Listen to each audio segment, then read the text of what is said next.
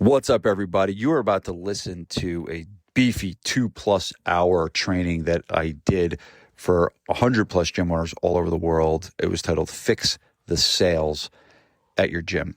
And we covered a lot. We covered how to think about sales, how to have a better mindset around selling. We talked about how to get your leads to show up, because that's a big pain point. We talk about how to get more of them to buy, right? Because when they show up, we got to get them to buy. And we talked about charging the right price. And if you're not charging the right price, what do you do? And then finally, we talked about how to get more referrals, because there's no better way to make your customers more valuable than to get them to give you a referral. We went deep dive, guys. At the very end, right before we get to Q&A, there's an opportunity to get access to my Raise Your Prices guide. All you need to do is book a call at the link in the show notes to get access to that guide. I'll honor that for you guys after the fact. No worries. Hope you enjoy this. This might be one that you need to watch or listen to a couple times. And I will say this was a video training that I did on Zoom. So we also put a link to the YouTube in the show notes as well. So if you want to watch this on YouTube, it's probably a better opportunity to kind of see and follow along with the notes that I was providing. So hope you enjoy the Fix the Sales Masterclass. Peace. What's up, everybody? Leo, thank you for jumping in. We're going to get rolling. I like to start on time. It's 12:01. Before I actually share my training that I have for you guys, I'm really excited about this one. And I'm actually shocked. I'm guessing sales is an issue because a month ago I taught Fix the Marketing Masterclass. And I always think like marketing is going to be the thing that gets people, in the door, right? For you guys to show up to this. But we have almost double the amount of registrations for the Fix the Sales Masterclass as we did for Fix the Marketing, which is like shocking to me, but not so shocking, because honestly, like I just got done with a run of 2 CEO mastermind meetings. And these are guys that are, they fly in to New Jersey 4 times a year. There's like 12 people in the group. These guys there's 2 groups. One group is like, a group that's doing around, 50 to 100K a month. The other group is, they're all over 7 figures, scaling, open up multiple gyms, right? But honestly, like show rate is an issue, right? Not for everybody, for a lot of people. Show rate's an issue, buy rate's an issue. You got more people with price objections and things like that. Some of this is what's going on in the world, right? There's a lot of uncertainty in the world right now, but some of it can be changed. Some of it can be helped and fixed. And it's funny. I see a lot of my guys, on this call that they're getting enough. I see Oliver, I see Johnny. Johnny, guess what? I'm going to be talking about price today. Yeah, believe it or not. I see Steven, Joe. I just spent 4 hours with you yesterday. You didn't get enough? We do a monthly, what's called an SPF meetup, where, people come to my gym and we have a room in the back of the gym and we just talk shop for a couple hours, and Joe was there and did a great job. So guess you didn't get enough, Joe. Didn't get enough. So good to have you. Back from warp. Yeah, there you go. So if you could, guys, thanks so much for coming. Again, this is a training, not a webinar, so I don't have PowerPoint slides. I have a big running Word document. It'll be somewhat clunky, and I'm going to be, scrolling through and highlighting things and everything like that. But I'm a coach, I'm a teacher, right? I started just like you guys as a trainer. That's kind of the way I roll. So forgive the unpolished New Jersey delivery of this thing, but I love doing this stuff. I really enjoy it, and I enjoy seeing the changes that you guys make to your business. So thanks for coming. If you could, just to get warmed up, just type into the chat. I want to get used to the chat for today. Just type the name of your gym and the city and state. So name of your gym, city and state. This is to ensure that everyone here is an English-speaking person, so we are able to communicate with each other back and forth. That's a joke. You can laugh and smile at my jokes, okay? Yeah, so just type that into the chat. Thank you very much. See some good familiar faces. My man Summit from Nomley, which tends to help with some of this follow-up stuff, believe it or not. So software is important. I will not be talking about software today. I'm not even honestly, I have it nowhere in my talk. So if you want to talk software, talk to Summit. He can certainly help you with that, but it is important. It is, it's funny how I'm like now thinking to myself, why the hell didn't I talk about that a little bit more? But it is actually a big piece of your follow-up system to make sure it's organized enough. Like the days of writing down your leads on a post-it note are need to go bye-bye, as I did many times.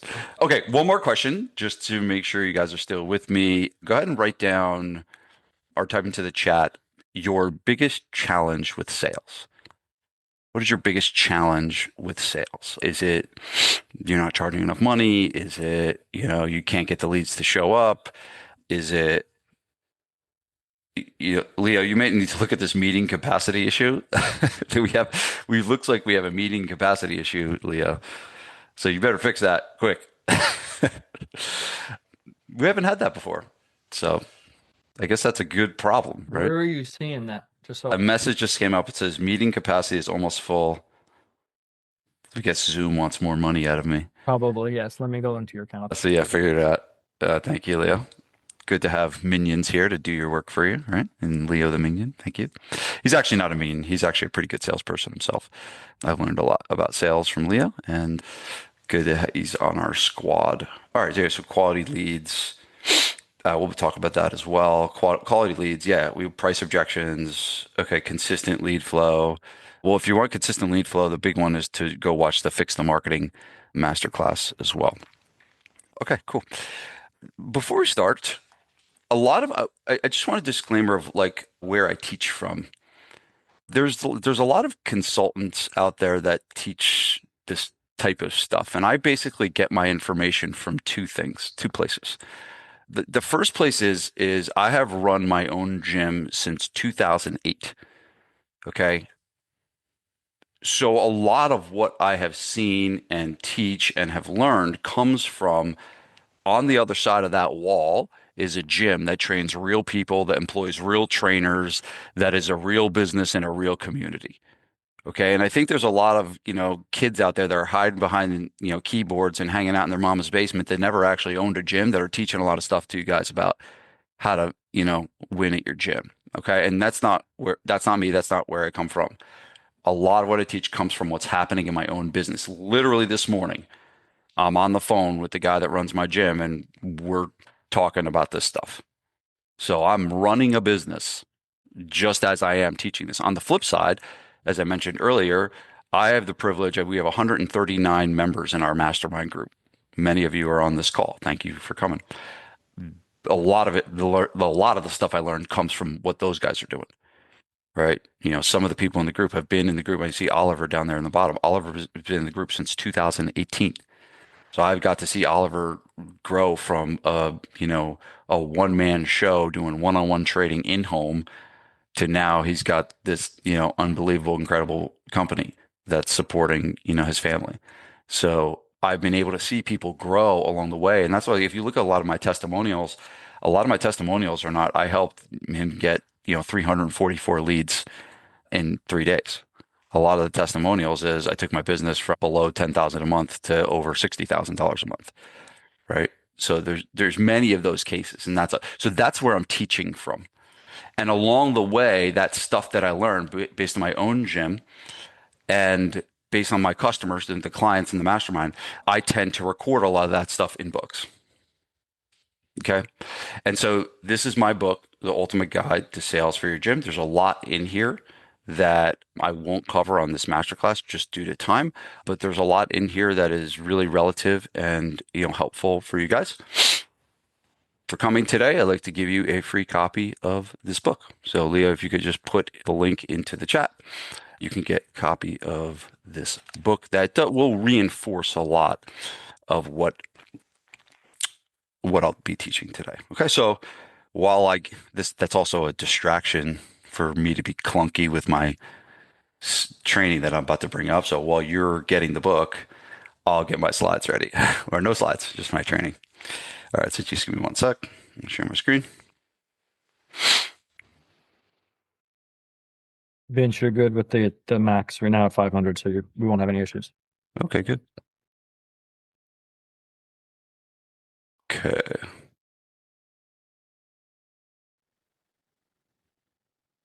Okay. Let's do this. Actually, one sec. Leo, did we get a picture of the full screen with everybody? I just want to do that real quick. If you guys could do me a huge favor, could everyone put their screen on? Even if you don't have your screen off, if you could just put your screen on for a second, we just want to get a good picture with everybody. Everyone wave hi. Take Everyone wave hi. screenshot. Good, thank you.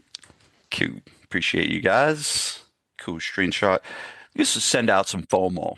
Send out some FOMO for you guys. Actually, if you want a little tip, I've been using one picture in a lot of my emails, and it's been helping a lot. So I tend to, a lot of my emails have been very copy based for a long time, but I've started to add a picture in a lot of my emails, which tends to help. And I usually put a caption underneath. So one of the things I'll do is when I, send out, emails about this masterclass, I'll use that picture of you guys as well. All right. So let me reshare my screen. Um, blah, blah, blah. Okay. All right. So last time when I started just real quick, sorry, one more thing. Joe, Kevin, Steve Holland, Leo, can you guys see my screen? Perfect. Thank you. Okay, cool. So I started the training with an apology, right? And the apology from the fix this the marketing masterclass was essentially, I don't have like a quick fix for you, right? There's work that actually needs to be done in order to be successful in marketing, and there's work that needs to be done, in order to be successful in sales. So my second apology is I don't have this magic bullet or this magic thing that to promise you the world. I'm going to essentially tell you that getting good at sales is somewhat of a skill set. It's somewhat of a learned skill, just like leadership, just like marketing. And essentially, most business owners, like trainers like you and me, that started this thing, we didn't start as, you know, skilled salespeople. We had to learn how to sell along the way. But it's something that we're going to have to learn because a business is broken down into four categories. I said this last time. There's the marketing category, the sales category, the operations, and finance. Okay. Marketing generates the leads. Sales converts the leads into paying members. Operations hopefully does it deliver a great experience that keeps people for the long haul. And then finance makes sure that we're doing it profitably. Okay. Now with the marketing, there's a lot of times people are getting lots of leads. And when you get lots of leads, what it can feel like is, you get this dopamine release that you're getting lots of leads, but you really can't cash leads. You really need the sales job to be able to collect money. If we don't do this right, we don't make money. So even if you get the marketing right and you're generating lots of leads, that does not mean that you're going to do a good job in terms of growing your company. So this is a really, really important piece of the whole puzzle. Okay. So why is it broken, Rick? Why is sales broken in so many gyms? Why are there so many people that registered for this training and so many people that have actually showed up? It's mind-boggling to me. Okay. And it's kind of what I just said. There's a lot of stuff on lead generation. There's a lot of stuff on guys like me telling you how to market your gym. But as I said, you can't deposit leads into your bank account. We have to learn this and do this better. The second one is this. We're genuinely really nice people and we want to help people. All right. I got into this as, a trainer that fell in love with helping people. I fell in love with changing people's lives. Okay. And a lot of times we're nice. Okay, we're good spirited, we're good hearted, and sometimes we do dumb things like end up not charging enough money or giving people discounts or giving people stuff for free. We're nice hearted people, so we tend to do things that don't bode well in creating a good, profitable company. Okay. Number three, there's a massive amount of winging it going on right now. A massive amount of winging it. There's a lot of people that are showing up. They're showing up to sales calls. They're showing up to consultations and they are winging it. There's a different question set that they're asking each time. There's no uniformity to what they're doing. And it is the most important job in the business. And you cannot show up unscripted. And the good news today is I'm going to give you some scripts that you can follow to be able to show up and not wing it. I think back to when I was first doing this, like I had no, idea of any type of systems or any type of processes that I was using in a sales perspective. Okay. And I imagine there's a lot of people in here doing that as well. I think too many owners try to delegate sales to their best trainer and they end up taking their best coach off the floor in exchange for a lousy salesperson. Don't do that. That is a bad idea. Some people are meant to be good coaches and good trainers. Okay. One of the most valuable things that your business could have is a really, really good trainer that shows up and grinds 35 hours a week and they don't do anything else. They don't post on social media. They don't, do any sales consultations. They don't do anything else. That's all they do. And I think sometimes we try to force them to, we have a good trainer and we force them into these different positions. And a lot of it is we don't want to do the work or we don't feel confident that we can do the job and we're trying to find someone else to do it. I'm going to tell you right now, you need to learn how to sell and you need to learn how to sell really, really well. Okay. And the last one is nobody's tracking what's actually working. We're doing a very, very poor job of tracking what's actually working. We had someone, I talked about this meetup that I did yesterday, and someone came to me and says, I feel like we have a sales problem. And I just said, all right, well, tell me about your sales problem. And they told me all about how they feel and nothing about reality. There was no numbers and no data that was telling them why they should feel that way. And so you can't feel like you have low sales. You have to know which data points are off track, and we'll talk about some of those today. A few key points to remember. One, the number one sales, the one number one job of the owner, okay, of any business owner is to be able to stimulate sales when it's needed. If your sales are down, that is your job. Okay, that's from the book Ready, Fire, Aim. Front and center, one of the most famous marketing books and sales books ever written. The number one job of the owner is to be able to stimulate sales when it's needed. You need to step in and be able to do this job. Okay. And glad you're learning the skill sets for being here today. Number two is a business owner should spend 2 to 3 hours per day growing their business, doing sales and marketing work. Okay. So that's from The Ultimate Sales Machine. Okay. I can't remember the author of that book. Okay. But hey, if you start spending 2 to 3 hours a day growing your company, sales activities and marketing activities, and you do that every day, you're going to do really, really well. I'll tell you, I always tell the story. Okay. Leo, it's coming up again. You can only host 99 participants. I think it's locking people out. So, I think the only way to do it might be to restart, so we can't do that. So it might be if you were in a webinar, it would have been fine. You're at 500 because it's a regular meeting. It's locking you at 100. all right. Well, they're screwed then. Sorry, guys. You guys are in. They're out. We'll have to send them the replay. Okay, cool. So business owners should this is like understand that sometimes the solution is this. You ready for this? Sometimes the solution is spend more time on sales and marketing. That is it. There's many, many times where literally there's not anything tactically you're doing wrong. It's just you're not spending enough time on it. And so if you're spending 30 minutes a day or 20 minutes a day, it's likely that it's not enough to do the job that you need to do. So if I were you and you were owning this business and I wanted to grow it, I would make sure on my calendar there's 2 to 3 hours per day of growing your company. Okay. All right. So here's what we're going to get into today. Fixing the sales comes down to five things.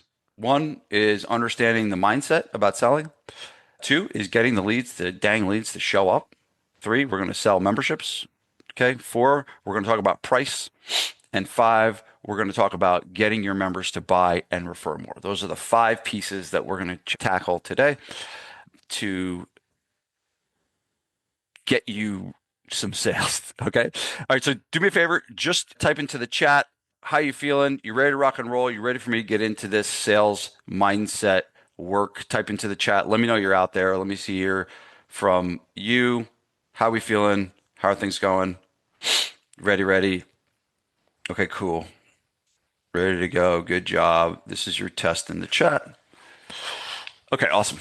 Good job. Thank you, guys. And thank you for everyone that typed into the chat. Appreciate you guys. Ready to participate. Got Flex right there. Okay.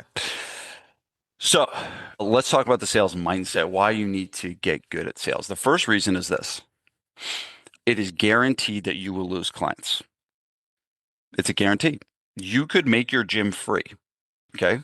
You could make your gym free and you would still lose customers. Okay.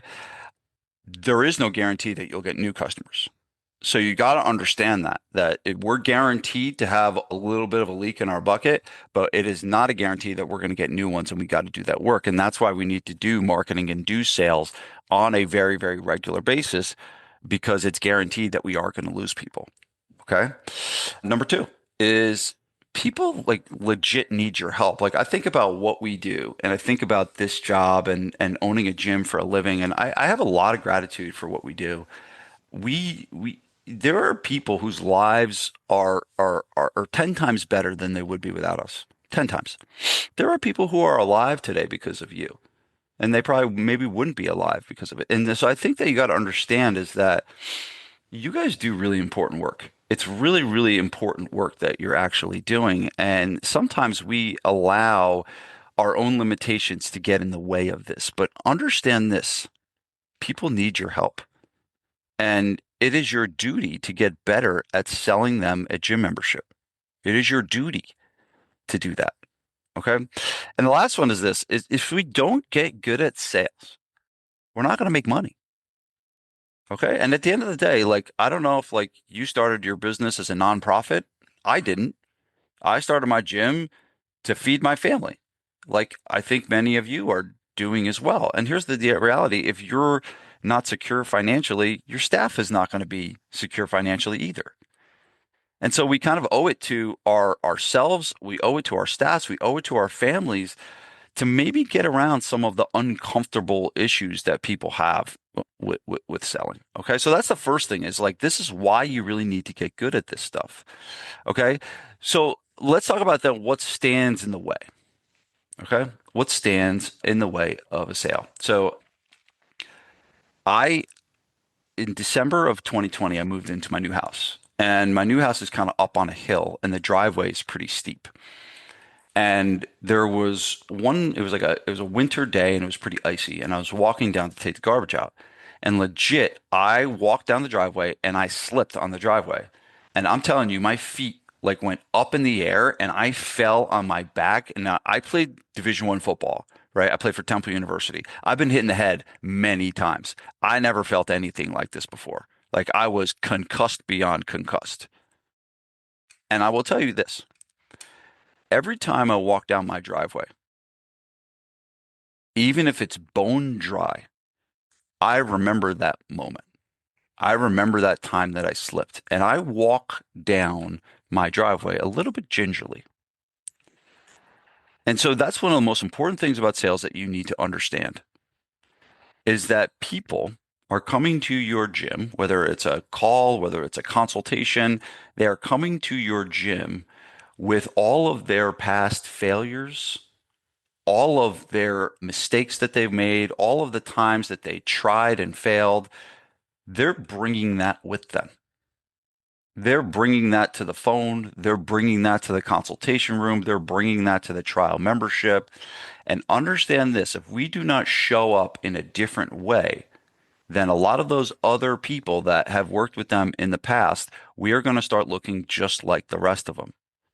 And so this is one of the most important things that you could ever remember is people want to buy, but people are afraid to buy.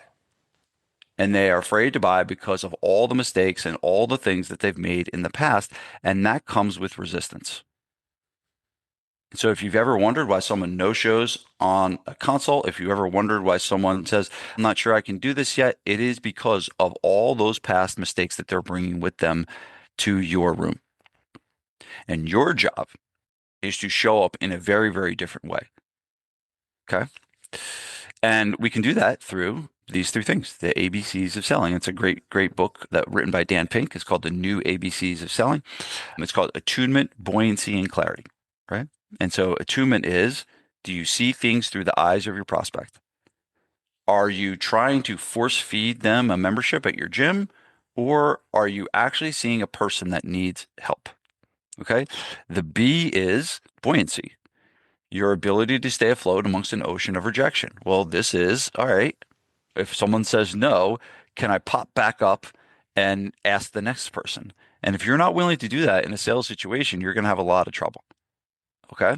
And the last one is clarity, right? The ability to help your prospects see the situation in a new way so they understand their problem better than they did when they walked in, right? And this is, can you explain what you need to do clearly?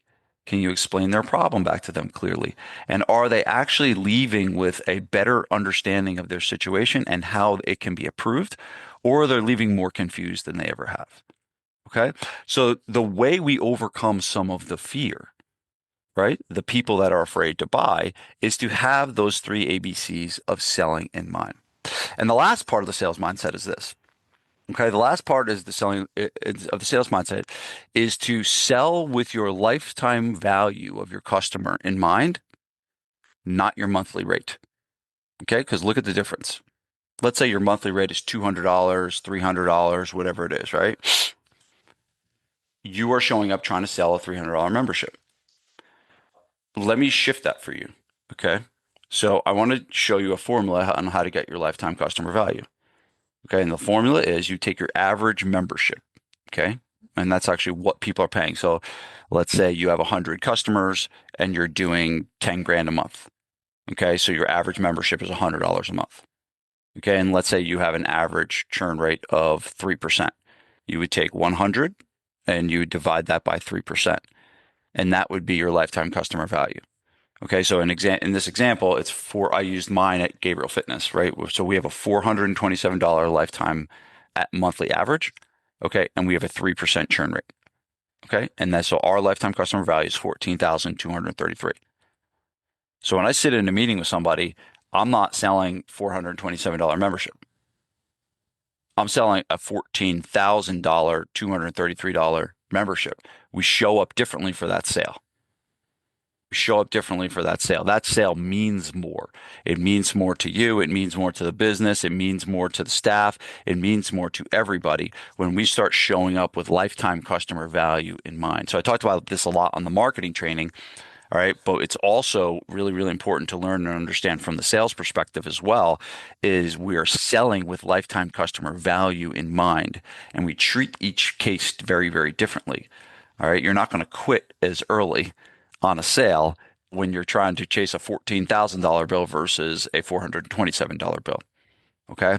So all of that is to help kind of get your mind right about sales, right? We're not going to there's a lot of people out there that kill themselves in the sales process. Okay. And it has to do with their own minds. So hopefully some of these things help. Okay. So that's part number one. Okay. Part number two. How do we get the dang leads to show up? Okay. So let's get into it because I know this is usually a big issue. Understand this, the big thing you're trying to do. Okay. And I don't know, and I kind of will use a consultation for my business, right? So we the first step for anyone is, hey, we bring them through a 1 hour consultation. That's kind of what we do. Some of you might do a trial membership. It doesn't necessarily matter. I think what you're trying to do is you're trying to say, what's the next step? They go from lead, and your job is to contact them to get them to move to the next step. Some of you use a free session. Some of you use a free trial. Some of you use a consultation. Whatever you use, just understand that this doesn't change the process. Okay. So the big thing you're trying to do is book an appointment for your next step. That's an important shift. It's an important thing to know, right? Because we're not trying to sell a membership on this call. We're not trying to sell a membership on this text. All we're trying to do is get them to move to the next step. And so show up, it's very different. It's very conversational. It's very like, hey, matter of fact, it's very like, hey, we're just trying to get you moving to the next step versus trying to have the pressure of making a sale. You're not trying to make a sale in this part. You're trying to just move them to the next step. Okay. The two problems that kill show rate. One is your leads don't pick up the phone after they opt in. And two, your leads book a consult and ghost you before it even happens, right? Some of you are probably seeing that and having that issue. So let me share something that I think is going to be really helpful for you to know. There was some data pulled from this company called the Data Handling Inquiry Service, right? And essentially what they did is they took all of these different leads, all these different companies, and it wasn't like gyms or anything like that. It was all these different, businesses. And they essentially came to the conclusion that when someone opts in for something, roughly about 50% of the people will buy. Okay? Which means 50% of the people will not buy. Okay? Now, of the 50% that buy, only 15% will buy in the first 100 days, leaving 85% to buy over the next 100 weeks. So I want let that marinate for a second and let that all of a sudden just be like, hey, there could be a reason why that when a lot of people are opting in for things that they are not buying right away and not coming in right away. The research tells us that only 15% are going to do that. And so this begs the question, two things. One, it's managing your expectations on how many, people you're going to convert, right? In terms of, how many leads you're going to get. But the second thing is that what is your process for following up with these people long term? What are you doing over the next 100 weeks to get them to actually show up? And that is a big shift. And so we need a process for the first 15%. But we also need a process for the next 85% because that's a much more different process than the first 100 days. Okay. Now, I'm not going to show you a process for the next 100 weeks because that's kind of could be a whole different ballgame in and of itself. Today, I'm really just focusing on, all right, how do we maximize that 15%, right? Because that 15% are the people that are going to give you money right away. The 85% are not going to give you money right away. They go into what's called a future bank. Okay. They're important, but I know you guys showed up to this training to want to make money, right now. Okay.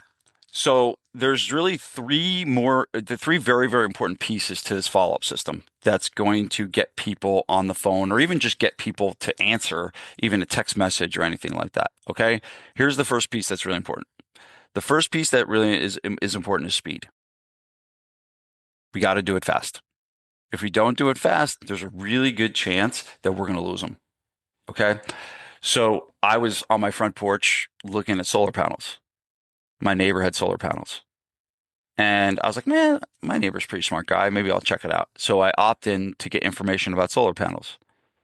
I didn't get any contact for 3 days, nothing. And in 3 days, it had kind of gone in my ear and out. I was just like, I'm done with it. I thought about it. And I bet you if they followed up with me, like literally that minute, I would have solar panels on my roof right now. But they waited and they waited too long. And I was kind of moving on to the next thing. I was done with it. This is understand a really important point. People are interested today and disinterested in the next hour. That is a really, really understood. That's human behavior. People are interested today and disinterested in the next hour. Okay. And so when someone opts into your website, understand that they are the most interested that they will ever be. Okay. So 85% in the next one. So the second piece is sequence, right? And this is the order in which you follow up with people. Okay. And that is text, that is call, that is voicemail, and that's email in that order. Okay. A text message is going to be your best bet to get somebody on the phone. Okay. A call is going to be next best. A voicemail is going to be best after that, and email. So we're running through this sequence. But the key is that you're not just trying one channel. I know I have some people that literally they don't answer any messages from me via email, and then I send them a message on Instagram, and they get back to me right away. So you got to understand that people are using different channels to be able to move forward, with this. And the last one is persistence. Okay, persistence basically 7 to 12 times before you move them over. Okay. Understand this 7 to 12 times before you move them over. We got to have buoyancy, guys. We got to have buoyancy. I think it's a really, really important piece of all of it. Okay. Now, here's what I'm going to do. I'm going to give you, because I really want to make sure we maximize two things. One, I want to maximize the Q&A, okay, of this because we're going to do Q&A at the end. And then the second thing is I want you to be able to, take notes on this graph right here so you can get a picture of it. So what I want you to do is I'm going to give you guys 2 minutes. Okay, 2 minutes. And based on what I've discussed so far,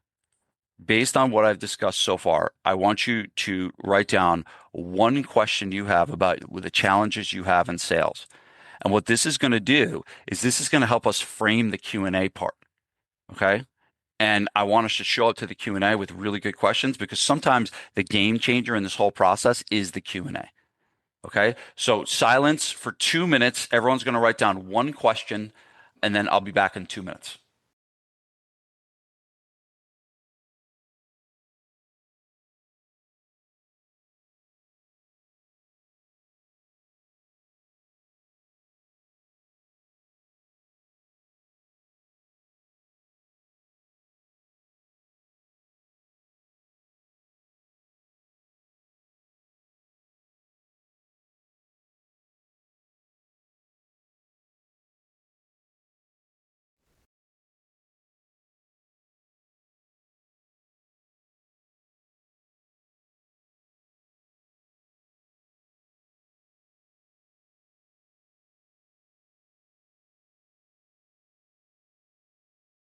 Do you guys have any questions, or you think you have a question but don't know if you want to write it in? My advice is just write it in because everyone else is probably thinking it, or someone is probably thinking it just like you.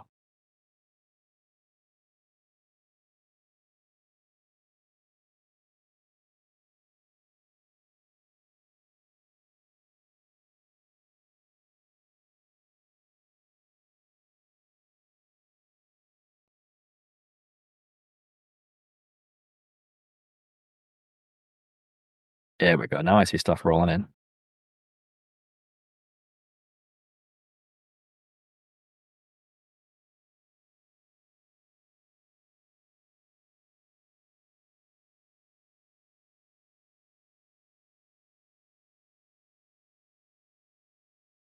Okay. So hopefully you got your question.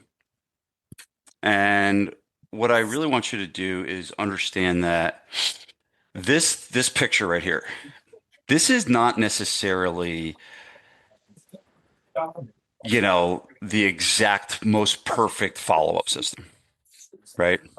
It is a follow-up system. And so just understand that I don't know if anyone has a better one than this, but at the end of the day, what you should do is have something like this. You can take this one and swipe it and use it, but you want to kind of have a script for the first kind of roughly 30 days of what happens when a lead comes in. Okay. I think this is a good one. I think you could take a picture of this and use it. But at the end of the day, I don't know if there's someone that has this perfect foolproof thing that's going to work better than anything else. This one tends to work well for us. Hey, could I ask, Leo, someone's unmuted and I'm just hearing a lot of background noise. If you could just have them mute themselves. Guys, if you could just everyone mute, that's helpful. Thank you. Okay, so let's talk about the pre-framing process that stops the no-shows. Okay, pre-framing process that stops the no-shows. This is how to book a consultation that people wouldn't dare not show up to, right? And there's a lot of mistakes being made when people are booking a consultation, a lot. Okay, and so the first mistake I see is people not controlling the conversation. That's kind of the first mistake I made, and this is called setting the agenda, right? Setting the agenda when all of a sudden you get on the phone with somebody and all they're like, "Well, how much does it cost?" Well, what time are your classes? Well, do you guys have kettlebells there, or are your trainers certified? And you all of a sudden get bombarded by that. It means that you have not controlled the conversation. And so, what you want to do is you want to start from the very, very start. You want to push all that stuff aside and really focus on making sure that you control the conversation. Okay. And you do that through setting the agenda. Okay. You do that through setting the agenda. And essentially, what setting the agenda is basically you saying something along the lines of, awesome. So glad you're here. Here's how these conversations tend to go. What I'm going to do first is I'm going to ask you a couple of different questions about what you're looking to accomplish and what you've done in the past and things like that. And then I'll tell you a little bit about what we do. And then at the end, I'll answer some questions for you. Is that cool? Cool. All right. So just that little bit right there, all that does is it sets the frame for, I'm not going to ask them, well, how much does it cost? Right. And if all of a sudden they bombard you and they say something along, well, I don't care about your agenda. I just want to know what the cost is. You know what I would say, honestly? You know what I would say? You know what? I really don't think that we're a fit to work together. And I would get off the phone. I honestly would. Right? I honestly really would. Like if someone literally can't follow that process, they're not going to be a good customer for you. Okay. So you got to set the control. You got to set the tone and ensure that you are controlling the conversation. And it's not that, but I'm going to say this later. I want you to write this down. You ready for this? People are begging to be led. They want this. They want control. They want certainty in their lives. Okay. And when you show up and you're a little wishy-washy and you're like kind of all over the place, you're not giving that to them. Okay. One of the things, like when I show up on a mastermind call or I show up on one of these calls, like I am certain in what I'm teaching. I'm very, very certain that what I'm teaching you, if you implement a lot of this stuff, it will help you grow your business. I am 100% certain, right? But if I came in and I was just like, you could do a little this and that, and I'm not really sure if this works or that works, like you're not going to believe that. You want a leader that is certain, and you need to be that leader for them, and especially in a sales situation. People are begging to be led. Okay. So that's how you set the tone. The second piece is you need to ask the right questions. Like legit sales is all about asking questions. There's not a lot of skill to it. It's honestly, if you can just be a good question asker, you're probably going to be pretty good at sales. Okay. So here are cute opener questions. I love this question. Ready? Who introduced you to us? What is that saying? Who introduced you to us is telling that most of the people that come to us are from referral. Now, even if they opted into your website or even if they opted into something else, what you're framing it as is who introduced you to us because most of our customers come via way of referral because people are talking about our business and people are there, right? So that, and then they may say, oh, well, I saw it on the website. Oh, I heard about your friend. Okay. But a rapport in the beginning is going to be really good. If you can get another person that you're talking about, that's a rapport builder right away. And they might say, oh, well, I heard it through the website, but I think I have a friend that works there. Her name's Janet. You're like, oh, Janet? Yeah. Boom. And then you have a common ground that you guys can both stand on. So the question, who introduced you to us, is a great way to kind of start building a rapport and get things on the right foot. Okay, you could now. I'm not saying, and don't. I want you to pay attention more to the frame of this than the actual questions. Don't go down the list and be like, all right, who introduced you to us? What prompted you to reach out to this day? Tell me what you're looking to accomplish. I want you to understand the frame. Okay, and the frame is there's going to be some openers that we're going to ask to kind of get the conversation rolling. Okay, the next piece is we want to try and understand where they're coming from. Remember, I talked about we want to understand, we want attunement. We want to see things through their eyes. So tell me what you're, I love this question. Tell me what you're looking to accomplish. Okay, and very, very open-ended questions. Can you walk me through what you're currently doing about the problem? Right? What are you currently doing? They want to lose X pounds. Like, tell me what you're currently doing about it. So the next piece is you start asking questions to help understand where they're at, what they're going through. Are they a qualified customer? Right? Because we're kind of pre-qualifying them at the same time. That's kind of what we're doing and understand the situation. Okay, number three is we want to find the pain. We do want to find the pain. Now we're going to do this much more in the next phase. Okay, but we still want to kind of figure out what the struggle is. Okay, and what is it? What's been? And so this is the best question for this is like, what have you tried to fix this before, and what happened? Because now what you're going to do is you're going to have them bring up a lot of the stuff that didn't work.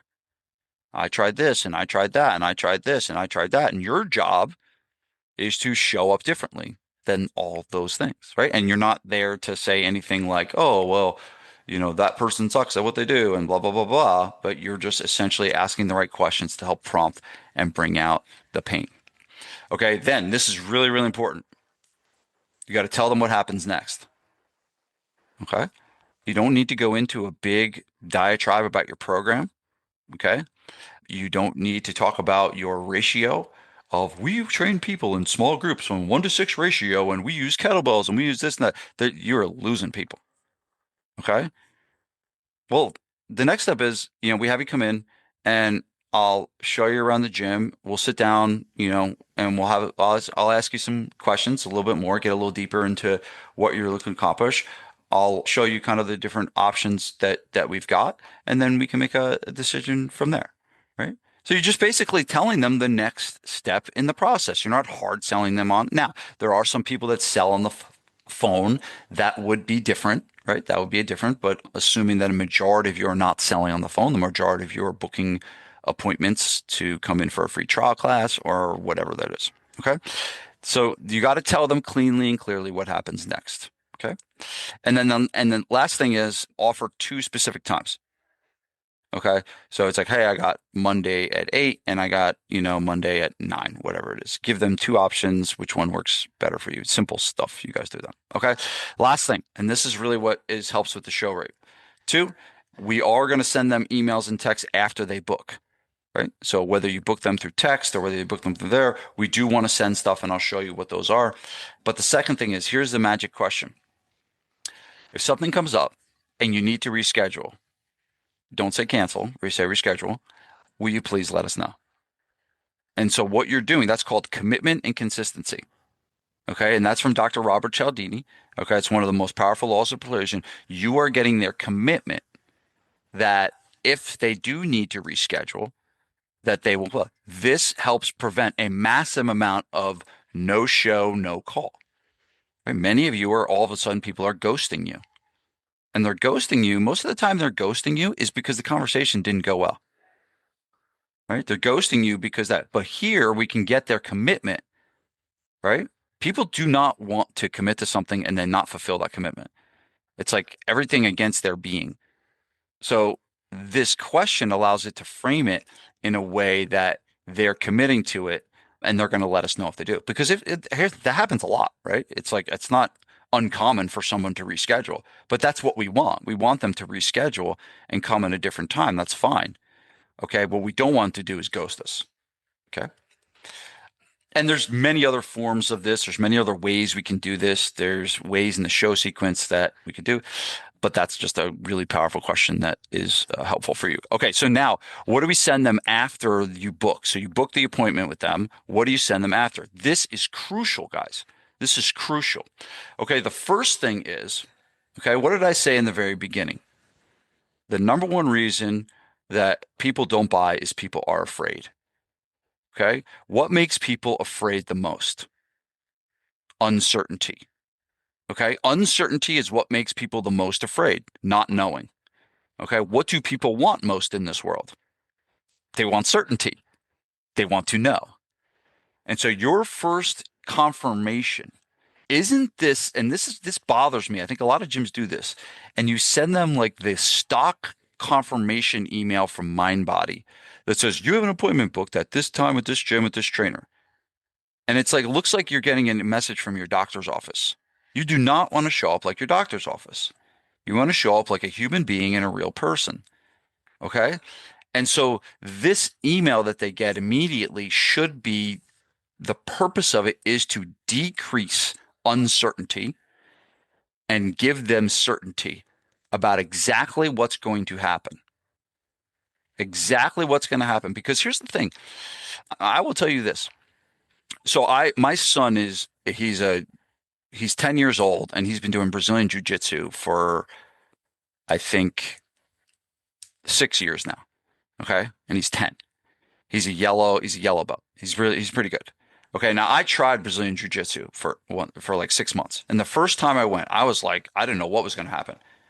I don't know if I was going to get my arm broken. I don't know if I was going to get choked out. And like it was very, very scary walking into that environment. And I'm an athlete. Like I know I've been around this stuff before, but that was a very, very uncertain thing for me. And ideally, what should have happened is I should have gotten some email that's going to tell me what is going to happen or a phone call that would tell me what's going to happen. And understand that a lot of the people that have never worked out before and have never been in a gym before, you guys take it for granted.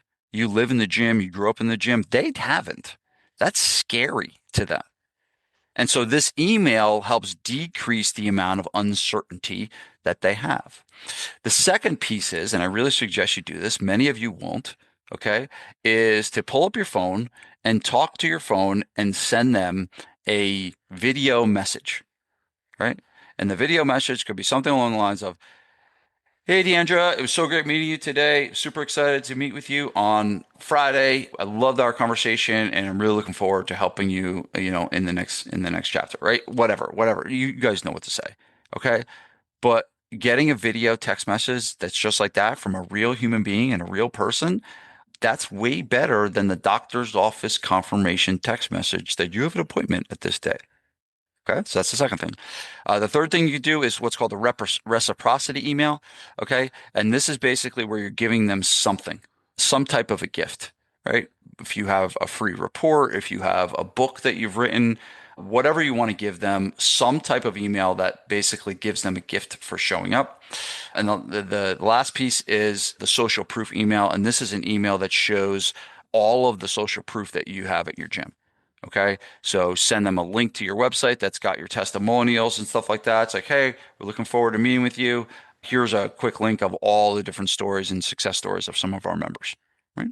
So what you're doing is you're hitting all the boxes of persuasion in between when they book and in between when they show up. And we're lacing all this together to increase the likelihood that they actually show. Okay. Now, what are we looking for? Believe it or not, that's winning.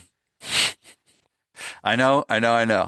Believe it or not, that's winning. If we can get 20 to 30% of the leads that we get to show up for a consultation or show up for a trial, we're winning. And so some of you might be like, oh my God, I suck. And you're like at 40% show. Like you don't suck. You may just need to get more leads because you don't have enough leads. But in this situation, this is winning around 20 to 30%. Okay. Can some people do more? Yes, and I'll show you in a second how you can do better than 20 to 30%. Okay. And here it is right here. Diversifying where your leads come from can fix show rate. Let's say you do nothing that I just told you. Okay.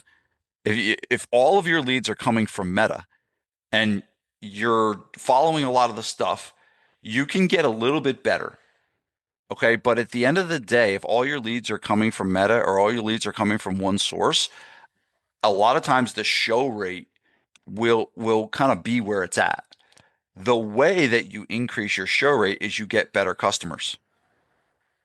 Okay, so I will tell you this. So we've been marketing in the newspaper for the last couple months. We have a 100% show rate from leads from the newspaper. 100%. Okay. Now we don't have a 100% show rate overall, right? Our percentage is down, but our percentage drastically came up when we just changed the way that we're marketing. The other one was we had a guy in our last CEO mastermind, and he says they got a ton of customers that quarter from referral, or sorry, from reactivation. If you're doing regular reactivation and getting new customers from reactivation, do you have a show rate problem from reactivations? You probably don't. Do you have a show rate problem from referrals? You probably don't. Do many of you have a show rate problem from your website? Maybe, but I bet you it's less. So understand this. Sometimes diversifying where your leads are coming from is one of the best things you can do to improve show rate. Okay, the second thing is this, is what are you doing about the 85% that will buy over the next 100 weeks? What are you doing about the 85% that buy? I just told you what to do with the 15%, but what are you doing with the 85% that will buy over the next 100 weeks? I will tell you this. The best thing you can do is send 3 email newsletters every week. Okay, send 3 emails to your list. Educate, entertain, inspire.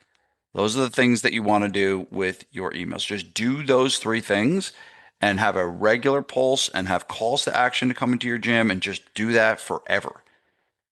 And you'll tend to get some of those 85% a lot sooner than you might. Okay. So if you're not doing anything about it, definitely start that. 3 emails a week. That's a good sweet spot. It's a good number. Now, if you're doing 0, start with 1.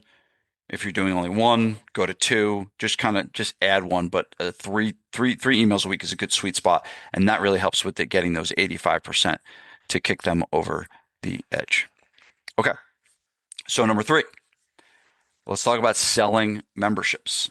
Okay. What are we trying to do? Here's what we're trying to do.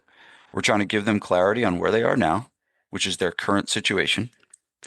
And we're trying to give them clarity on where they want to go, is their desired situation. And we want them to buy, obviously. But that's sales in a nutshell. Helping them get clear on where they are now and where they want to go. And then using your business to help bridge the gap of where they want to be. That is the entire game. That is the entire game of what we're trying to do. Where are they now? Where do they want to be? Bridge the gap for them. Help them bridge the gap. Okay.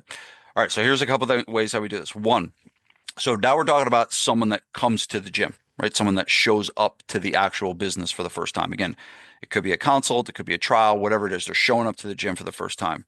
We got to make a good first impression. Okay. We got to make a good. So what I would do is I would have a gift ready for them. Even if it's something simple, like what about giving them a bottle of water? As soon as they come in, giving them a bottle of water.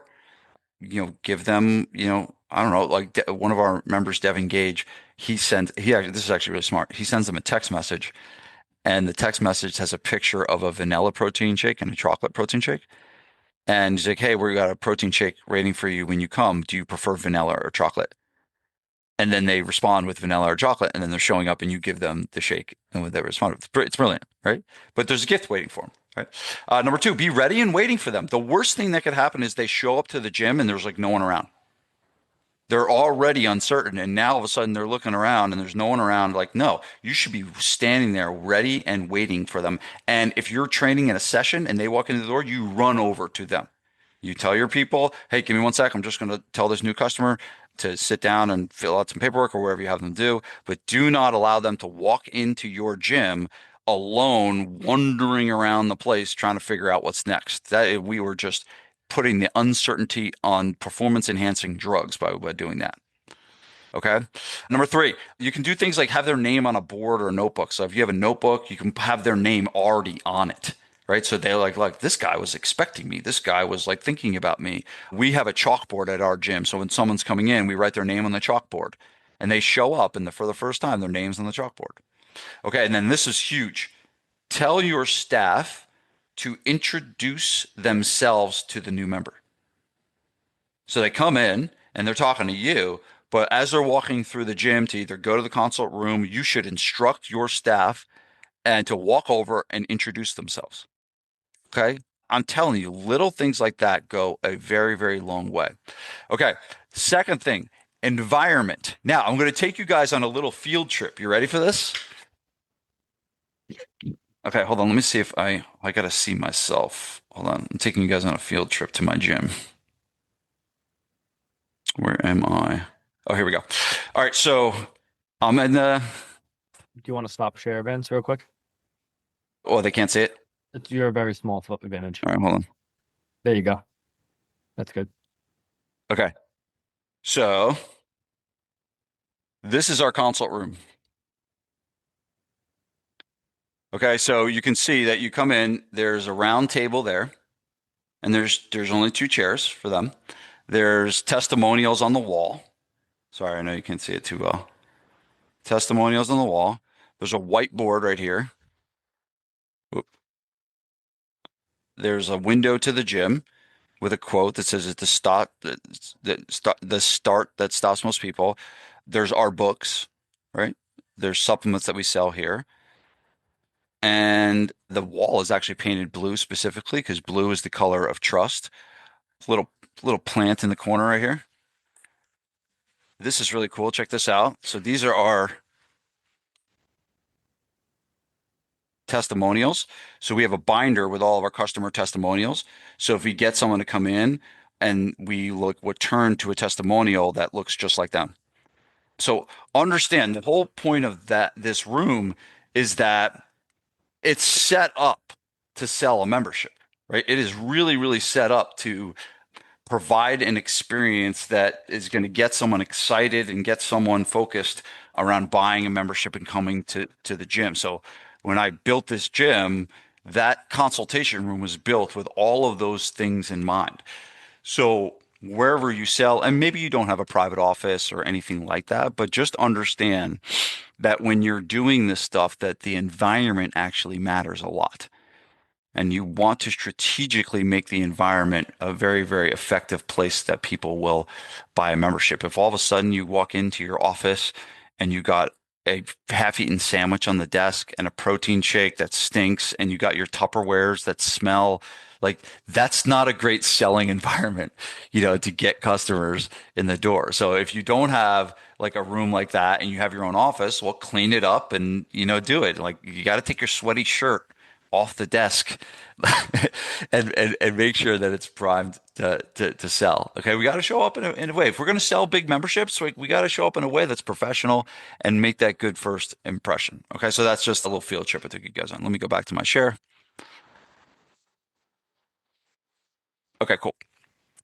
All right, so here's the framework. I don't have the time to go over all these things, right? But this is basically the framework that you would do if a sit down consultation. One is building rapport, two is the discovery, three is assessment, four is prescription, and then five is the close, right? So that's kind of like if we're going to lead someone through a sale. And remember, what are we selling? Lifetime customer value. We're selling a $14,000 membership. We're not selling a $200 membership. So this process and the thinking around what happens during this hour is very, very, very important. Okay. Now, as promised in the advertising of this program, I want to talk to you about this very, very important question I want you to ask. Okay. So we talked about the power of getting them and giving them clarity on where they are, right? The next question is going to help give them clarity on what they want. Okay. And here's the thing, nobody asked them about that. There's very few companies and very few businesses. When was the last time someone sat down and asked you, tell me what you're looking to accomplish? What do you actually want? Does your doctor ask you that? Right? Like, I'll be honest, like, I love my doctor and I fly out to him once a year for Chicago, and I just hired him this year. Okay. And I'm spending a boatload of money per month to work with him. He never like really asked me like what I want to accomplish. I kind of know what I want because I'm, kind of like you guys, I'm success driven and I kind of know. But at the end of the day, there was never a process where he's like, all right, well, tell me like, what does success look like for you? We're going to work together for the next year. Like, what does success look like for you? He never asked me, not even close. And so understand that a lot of people aren't asking these kinds of questions. And when you show up and you do, you show up in a different light. You position yourself as, write this down, a trusted advisor more than a salesperson. The worst thing to be seen in a sales situation is a salesman. Your goal is trusted advisor. That's what we're trying to accomplish. We show up as a trusted advisor, not a salesperson. So here's the question. You ready for it? Game changer. I spent an entire 4-hour block of a session of a seminar learning this question from Strategic Coach. Okay, and I was in Philly when I did it. And here's the question. If we were having this conversation 1 year from today, and you were looking back on that year, what has to have happened with your health and fitness for you to feel happy with your progress? That's the question. That's the magic question. Here's the first thing someone's going to say. You ready for this? The first thing someone's going to say is they're going to pause and they're going to be like, that's a really good question. And so when that happens, and that's a really, really good thing. That's a really good thing to question because imagine yourself, like Jack, imagine yourself sitting down with like this 56-year-old suit that makes 4 million bucks a year. And he's like, oh, what do these gym guys know? What do these trainers know? When all of a sudden you can ask a good question, you show up in a different light. They will look at you differently. And so this question positions you as an authority. It positions you as a thinker, as a thoughtful, intelligent person that's asking really good questions. Okay? So that's the first thing it does. It positions you to look smart. Okay? But it gets them to focus on the future. That's kind of what it does. It gets them to focus on not right now Okay, not I need to lose 5 pounds like in the first 2 seconds, like right. Focusing on where I want to be in a year. Because here's the thing, do we change lives in 2 months? No. We change lives. I have customers that have been with me for 18 years. 18 years. Okay, we have a new ad out. Okay, and our new ad, I'm really excited about this. But our new ad took we took a bunch of our customers and we asked them how old they are and how old they feel. And essentially what we did was we put their pictures in the newspaper and it's we I think we have like I think there's like 17 of them. Okay, 17 pictures, almost think like baseball cards. And on the top there's a headline and it says, I feel better at 60 with their real age than I did at 46. And so basically we now have this anti-aging proof from all these customers. But most of the people that are doing that, they have been with us for a long time. And we're reversing age. We're making them feel younger, which is a really powerful thing for people to have. Okay. So what we're doing is we're getting them focused on the future. Now it shifts you from having to talk about all the stuff that you need to do. The worst thing you can do is like, whoa, train people in small groups and we do this. Like, no, shut up. Just stop talking about that stuff. If you find yourself talking too much, you have lost. Your job should be listening and asking really good questions. That's your job in sales. Okay. And it positions you as someone that asks good. I said this before. It positions you as someone that asks good questions, not some jabroni trainer. So if there's any rock fans in here, jabroni. Hopefully no one's offended by my term jabroni. Okay, so now we asked the question, what has to have happened for you to feel happen with your health and fitness for you to feel happy with your progress? Now, when we're doing the question and we're asking them, what we want to do is I want you to position it and think about this. We're trying to build a list of things that they want. Almost think it's like a Christmas list. Okay. What do they want? They want to be X weight. They want to have more energy. They want to play with their grandkids or whatever they want, right? And your job is to keep pulling things out of them, pulling things out of them. Now, some people will go on and on and on and talk forever. Other people was like, I think I want to lose 25 pounds and they'll stop. Okay, if that happens, your job is, well, tell me more. Your job is pretend this is Christmas and this is your wish list and you can, whatever you want with relative to your health and fitness, this is what you got. And so there may need to be some prompting that you do to get them to build the list. But your job is to get them to answer this question and build a list of at least 5 things that define success for them in 12 months. Okay. And then once you get those 5 things, what you do is you say this question. What's getting in the way of you having that now? And then all of a sudden they start talking about all the things and all the challenges and all the problems that they have, right? And now all of a sudden your job is to be the gym and to be the business that's going to help them overcome all of those things. Right. So there's a follow-up question, and this is like the very important. I'm not going to get into this question, this is a powerful one too, for time's sake. But the big follow-up question is, what's getting in the way of you having that now? What are they not doing? What's getting in the way of having it now? And now you're going to kind of find the things that you're going to have to solve for them. Okay. So that's a game changer of a question. I strongly suggest you use it and you memorize it word for word. We worked on this question for a year. Sorry, for 4 hours. Okay. They are like, do not change a word in the question. Like, what has to have happened? That's an important piece of the question. Okay. So how it's asked is really, really important. And I strongly advise you guys to ask it exactly how it is. Okay. The next piece is assessment. I'm not going to go over that, but like many of you use like an in-body scan or functional movement screen. I think that's an important piece of the puzzle. Okay, but what I want to cover today is prescription. Okay, remember I told you your job is to be a trusted advisor. Okay, what do trusted advisors do? They prescribe. Okay, they prescribe things. So I talked about people are begging to be led. The way we prescribe things is through something called a health roadmap. Okay, and so what I'm going to do is I'm actually going to show you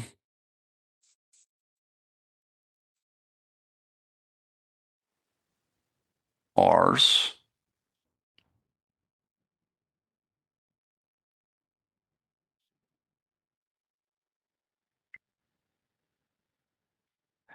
This is ours. So this is what we use at GFP. So this is how we do prescription.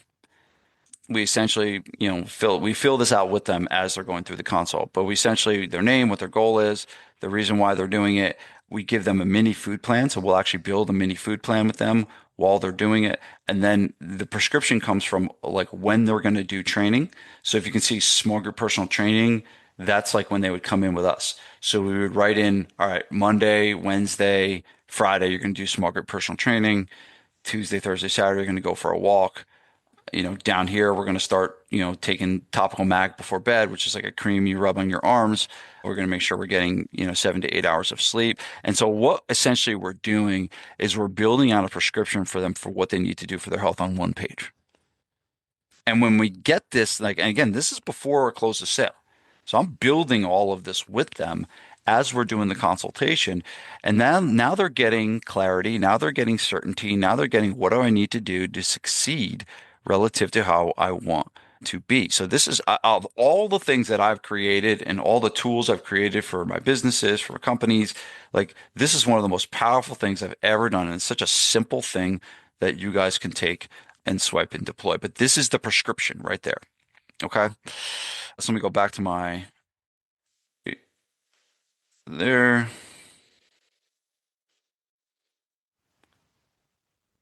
That was the health roadmap. Now I'll say this too. A lot of times you start to say things like, all right, well, here's what's going to happen next, right? And you kind of have the transition in mind, right? I don't want that to happen.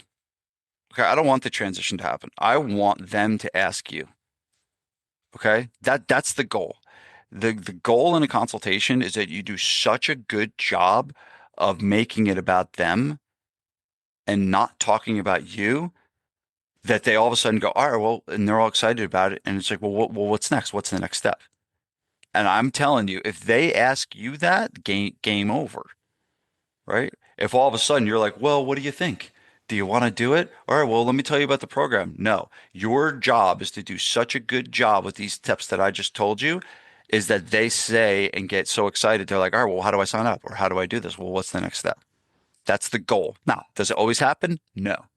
But that should be the goal, is they come to you asking for what's next, not you going to them. What's next? Okay.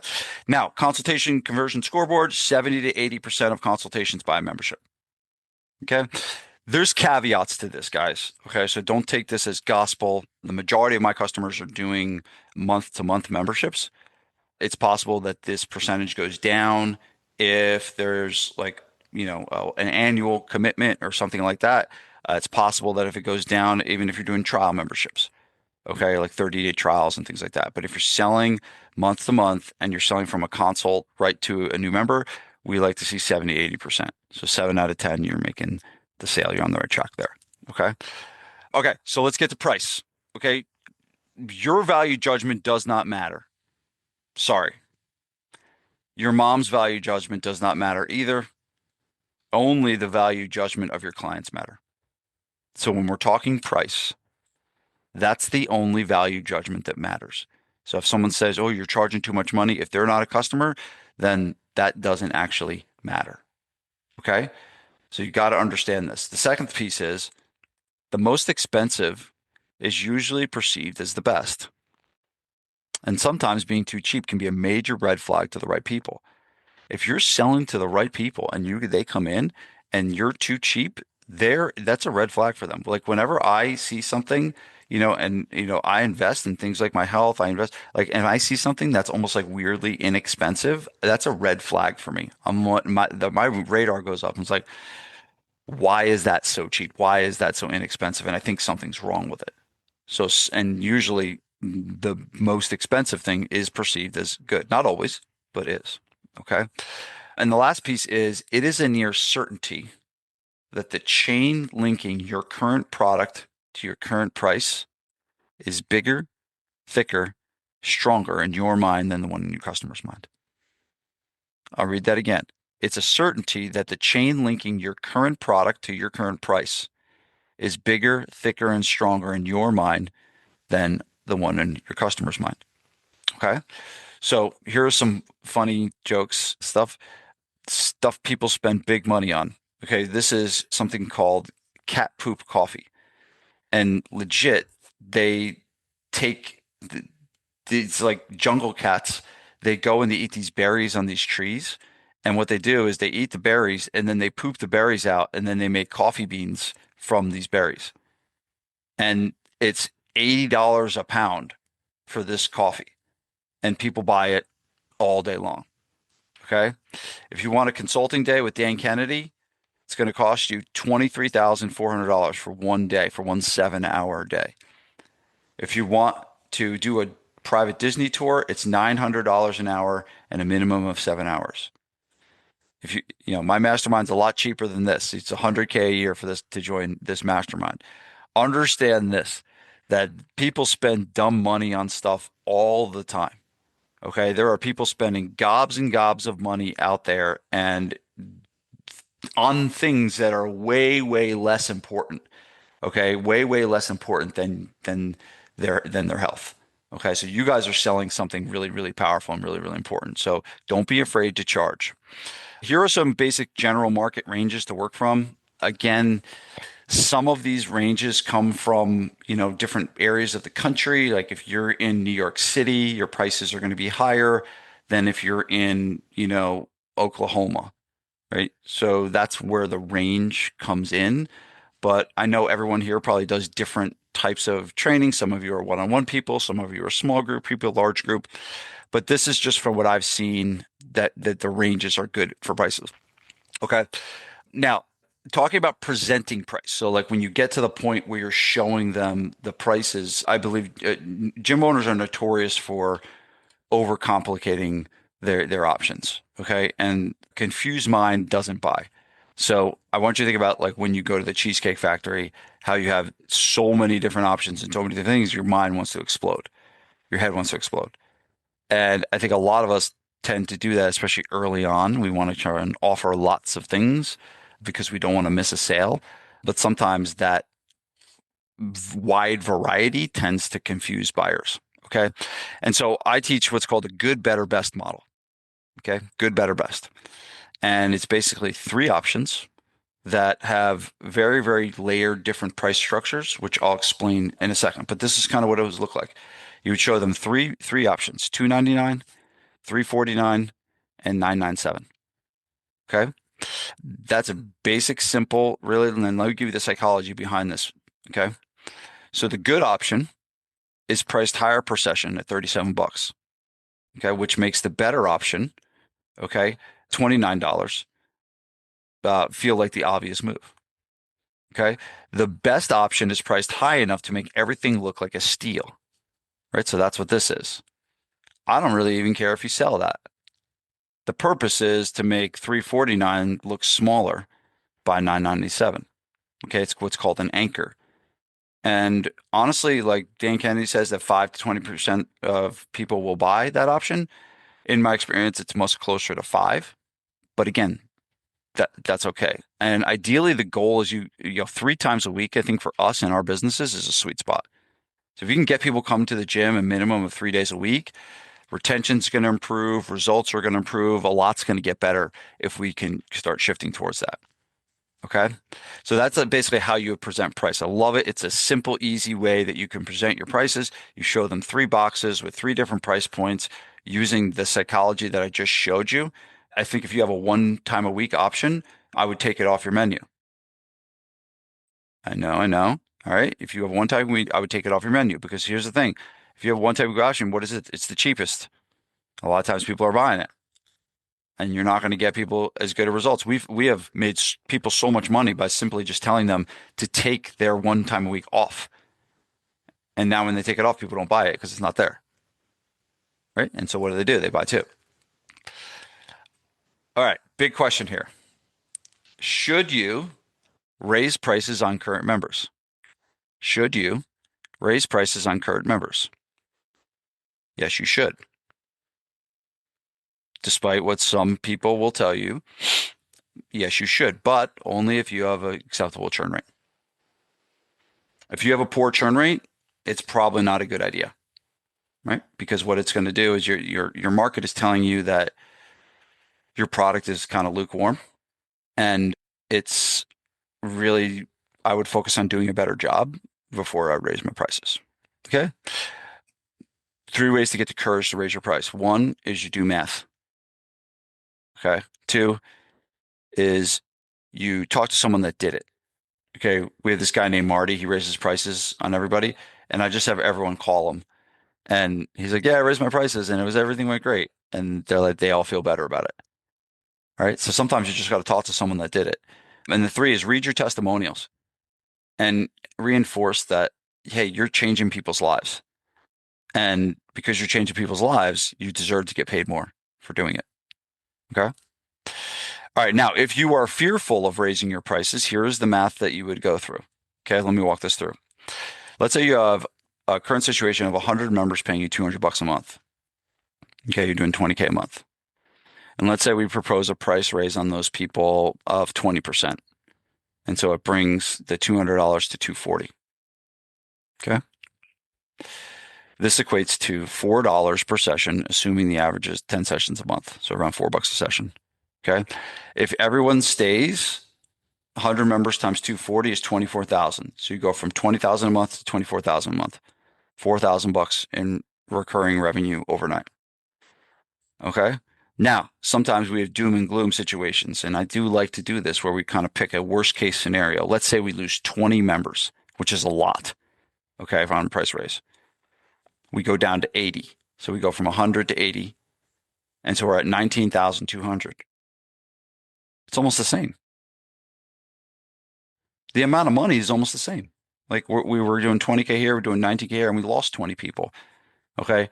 And we have more capacity to add new people at the higher prices. Right. And my guess is that you're not going to lose 20% of your membership. That's a lot. I've never even come close to seeing that happen. Right. But even if you do, you're kind of in the same boat. And it adds $48,000 a year, and over a decade, that's $480,000 in profit. Not a bad idea. I'm seeing some squirming going on. I'm seeing some squirming from people right now. It's okay. I've had many people do this. You'll be okay. Now, maybe you don't want to do this. Maybe you just want to raise prices on new members going forward. Okay, you ready for this? Everyone get up, Faith, take out your notebook. Everyone take out their notebook. All right, you ready for this? The first thing you're going to do is you're going to open Microsoft Word. Okay. The next thing you're going to do is you're going to go to the document that has your price sheet. Third thing you're going to do is make your prices bigger. Click save, click print, and present this at your next sales consultation. That's all you need to do, folks. Oh, I don't know what happened there. You don't need to do anything. You don't need to send a letter. You don't need to tell anybody. You just need to go in and do it. And I did this yesterday with a gym owner. Literally, we just went in yesterday. All right, this guy, John. This is yesterday, April 22nd, 2026. John came in and he was doing 13K. Okay. And he wanted to get to 20K. That's what he told me. He had 50 clients. Promise you, this is yesterday. This is a real success story. Joe, if you're on, you were here. Okay. At current state, John needed 75 clients to hit 20K. So you need to go from 50 to 75 to hit 20K. All right. Based on his churn and acquisition rates, this would have taken him about 12 months to get to 20K. Okay. So that's if we just get more of what he was getting before. Instead, we raised his prices on all current members by $40 a month. Okay. We sent a letter to all of his current members and tell them their membership is going up by $40 a month. And we raised his new prices by $40 more a month because a lot of his members were on old grandfather rates. Okay, so we raised the new prices also by $40 a month. So all the new people coming in are paying an average of $435. Keeping his churn rate and acquisition rates the same, getting to 20K will take him 2 to 3 months, even if he loses 5 clients during the price range. So understand, like sometimes we want to grow, and the only way we grow is just to get more customers. And I will tell you that's the slowest way to grow. The fastest way to grow is to change your price. Okay. And this is pretty much the letter that I gave him. This is the actual letter that I used that I sent to my members back in October. And I raised my memberships by $49 a month. Okay. On all of my members. Okay. And this is the exact letter that we sent to them. Okay. All right. Number 5, getting your members to buy more and refer more. We're not going to spend a ton of time on this. Okay. Some of you know this stuff. All right. How to make existing members more valuable. 1, get them to buy more stuff. The best thing you can do is get them to buy more sessions. How many people do you have going twice a week? Well, the first thing I would do is try to get them to do 3 days a week. And really simply, just ask them, hey, do you want to try 3 days a week next month? It's on me. And just do that with as many people as possible. Okay. Sell them supplements, sell them stretching, sell them other stuff. Okay. Now, if you have 20 members, don't focus on this. Your focus should be getting to 100 members. But if you're past 100 members, now we got to start selling them more stuff. Okay. And the next piece is getting them to refer more. Okay. We want to try and get them to refer more. If all of a sudden they can refer us more customers, they are going to double in value, right? And you want to do specific things. So getting to buy more, 1, you need to have stuff to sell them. Okay. So you got to have some stuff. Okay. 2, you need to know, they need to know you sell it. I guarantee you a lot of people don't know you sell stuff. So what you need to do is you need to constantly be reminded of what you've got and how to buy it. Okay. And then getting more referrals is really, this is a real simple thing. It's called the referral habit loop. And anytime someone comes up to you and says, hey, I really love your gym. Jack, you're an amazing trainer. Okay. That's called the cue. The routine is when someone says that to you, it's like, oh, awesome. I'm really glad you're happy, really glad you're liking it. Who's the first person that pops into your mind that you think would benefit from coming in and doing this with you? Right. And so what I would do is like every time something like that happens, every time someone tells you that they're having success and they're doing really good and feeling great, that should be a cue for you to ask for a referral. Okay. Point of sale referral, every time you get a new customer, give them some type of a card to give for a referral. You could do events. We have something called the 4 Bullet Friday email that we send every Friday to our members. That's basically a, kind of a basic, type of email that's sent just to our membership that helps them send us more referrals, right? I'll show you how to get that in a second. All right. So I want you to like check this calculator out. Okay. So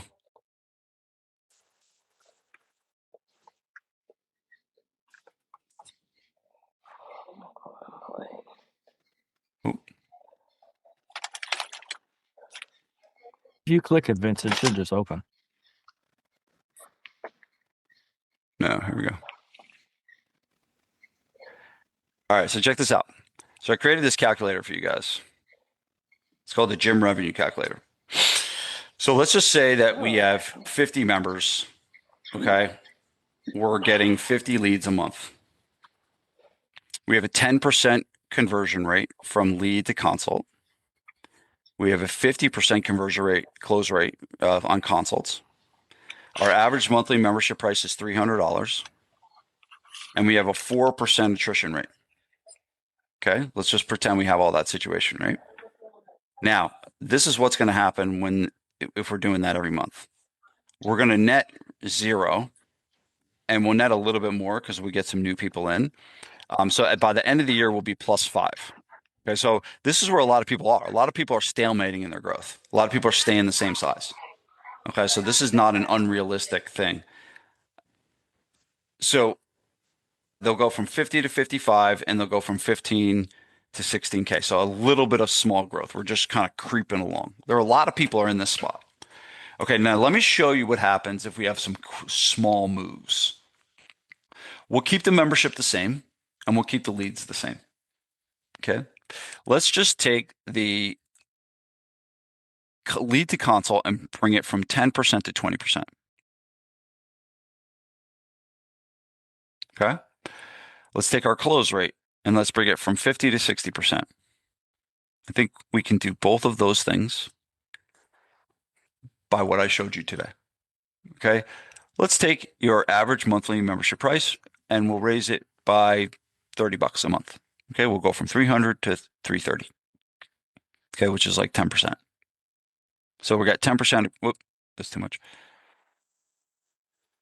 Oh, that's good. 334. And then let's take our attrition rate and let's just bring it down to 0.5% from 4% to 3.5%. Okay. So really small changes, right? 10% increase here, 10% increase here, 10% increase on price. Okay. 0.5% decrease in churn rate. Okay. Remember, we were net zero before. Okay. We didn't change the leads. We still stuck with 50 leads a month. We didn't change the leads. We went up 10% in lead to consult, 10% in close rate, 10% in price, 0.5% in churn. You ready for this? We're +4 monthly.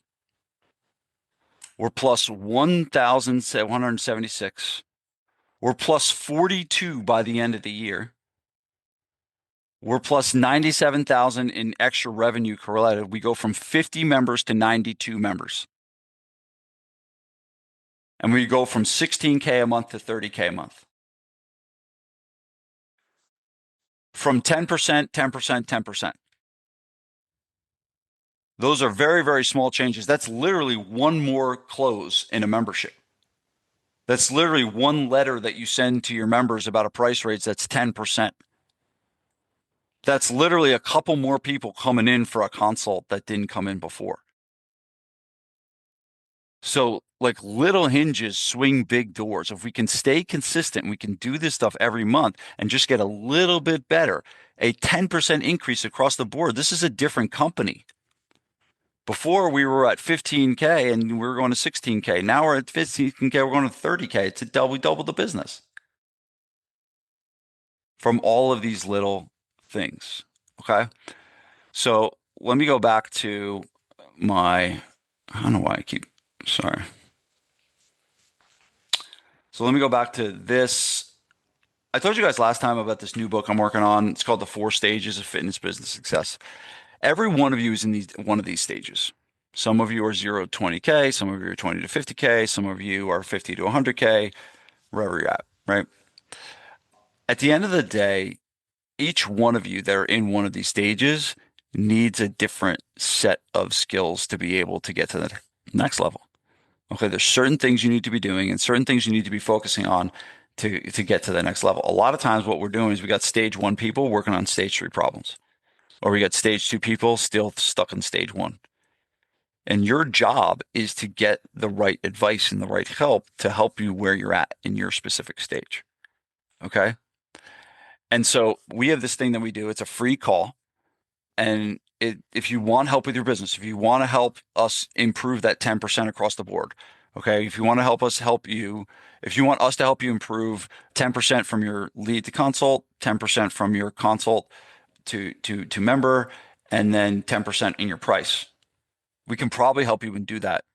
I mean, I think I helped you do it today, but we'd like to help you like a little bit more deep dive. This is a free call. I told you guys I wasn't pitching anything. This is totally free. This is on the house.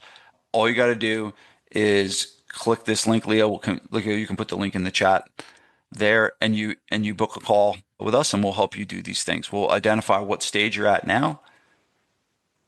We'll identify where do you want to go, similar to what I talked about before, and then what are the 3 5 things that you need to focus on?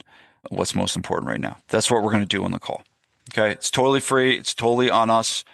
And if you do decide to book on the call, there's a bonus. And the bonus is probably one of the most valuable things that we've ever created. The bonus is a playbook that we only give to our mastermind clients. And the playbook is how to raise your prices.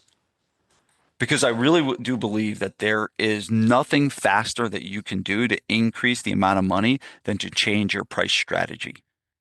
Okay, now it's not just raising prices on new members, but it's also could be raising prices on your current members. It could be just changing the way you're presenting price. But this document pretty much gives you everything that you need to amp up and level up the prices at your business. So you'll get that if you book the call. You can book with Leo. You book a call with him today. You'll get access to that raise the price guide. I also have participation trophies.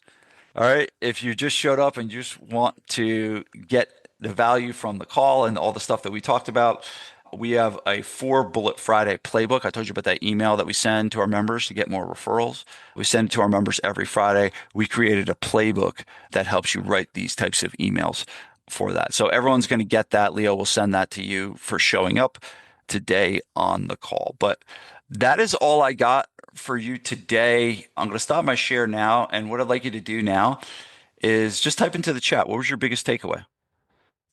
What was your biggest takeaway from all the I know I covered a lot of ground there, guys. A lot of ground. There's a lot of things that were covered, a lot of stuff that we went over, but just type into the chat. What was your biggest takeaway? And then we'll take some questions.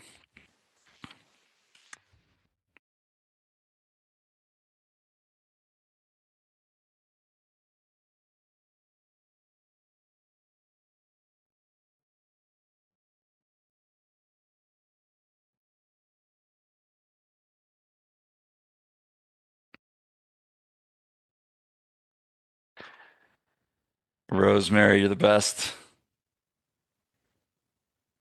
I need to ask people who compliment us for referrals. Johnny said price increase. Big fan of the ask the question. Small improvements. Daisy said thanks so much. Everything was helpful. Consult room. Don't worry too much about less than 30%. Biggest takeaway is that I'm doing the right things. Good job, Claudia. Just Very good. because my silver group Um, gets anywhere from like 15 to 18 people. So that should be interesting. Realizing I can improve my consult sequence, the effect of raising prices. We are at the top end of our market. Okay, awesome. Very good. Price increase. Need to focus on referrals. First impression thing. The one question that should be asked. How to be confident in raising prices, value, everything, but the consultation process was quite what questions to ask. Time spent on sales and marketing. Very cool. Very cool.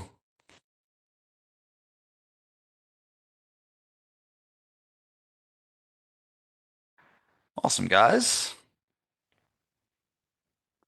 Where is Tom? Leo, you there? I'm here. Very cool. Now, I want to introduce Tom because Tom is not only a, he is a sales expert. He actually has created a whole course on selling and sales.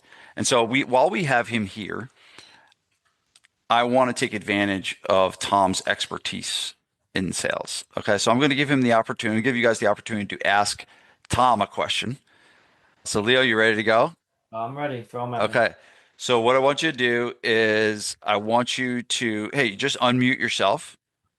And if you have a question about sales, I want you to ask Leo, who's the guru in selling, and then I'll take questions after Leo. I want to get Leo a couple questions before we wrap.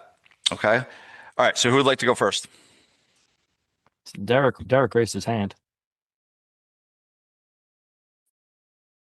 Oh, hey, hi, guys. Nice, very nice, Vince. Thank you very much. You're welcome. Yeah, what's your question for Leo? We have a lot of long-term agreements in place, so people signing up for a year. How do you, I mean, it's very difficult to raise prices on current members in those situations. New people, yes, but for current members who are already in a membership agreement, that would be difficult. For anybody that signs up within that year, right? Like, so say they signed up in January and you want to raise your prices on June 1st, you're not going to raise theirs. You're going to wait till June 1st of next year or January of next year to actually raise their price to what it should be, because then it'll be the full year. But anybody that's been there, it's like they signed on for another year, you can just use it at the end of the 12-month commitment. It's really going to be for the people that are month to month. If they sign a 12-month commitment, that's their rate. I don't like to go back on what I say. I like to say, hey, you signed up. That's good. Honestly, it's a really great play for anybody that's coming due, even on a month-to-month agreement, to say, hey, listen, I want to let you know we're raising our prices on June 1st.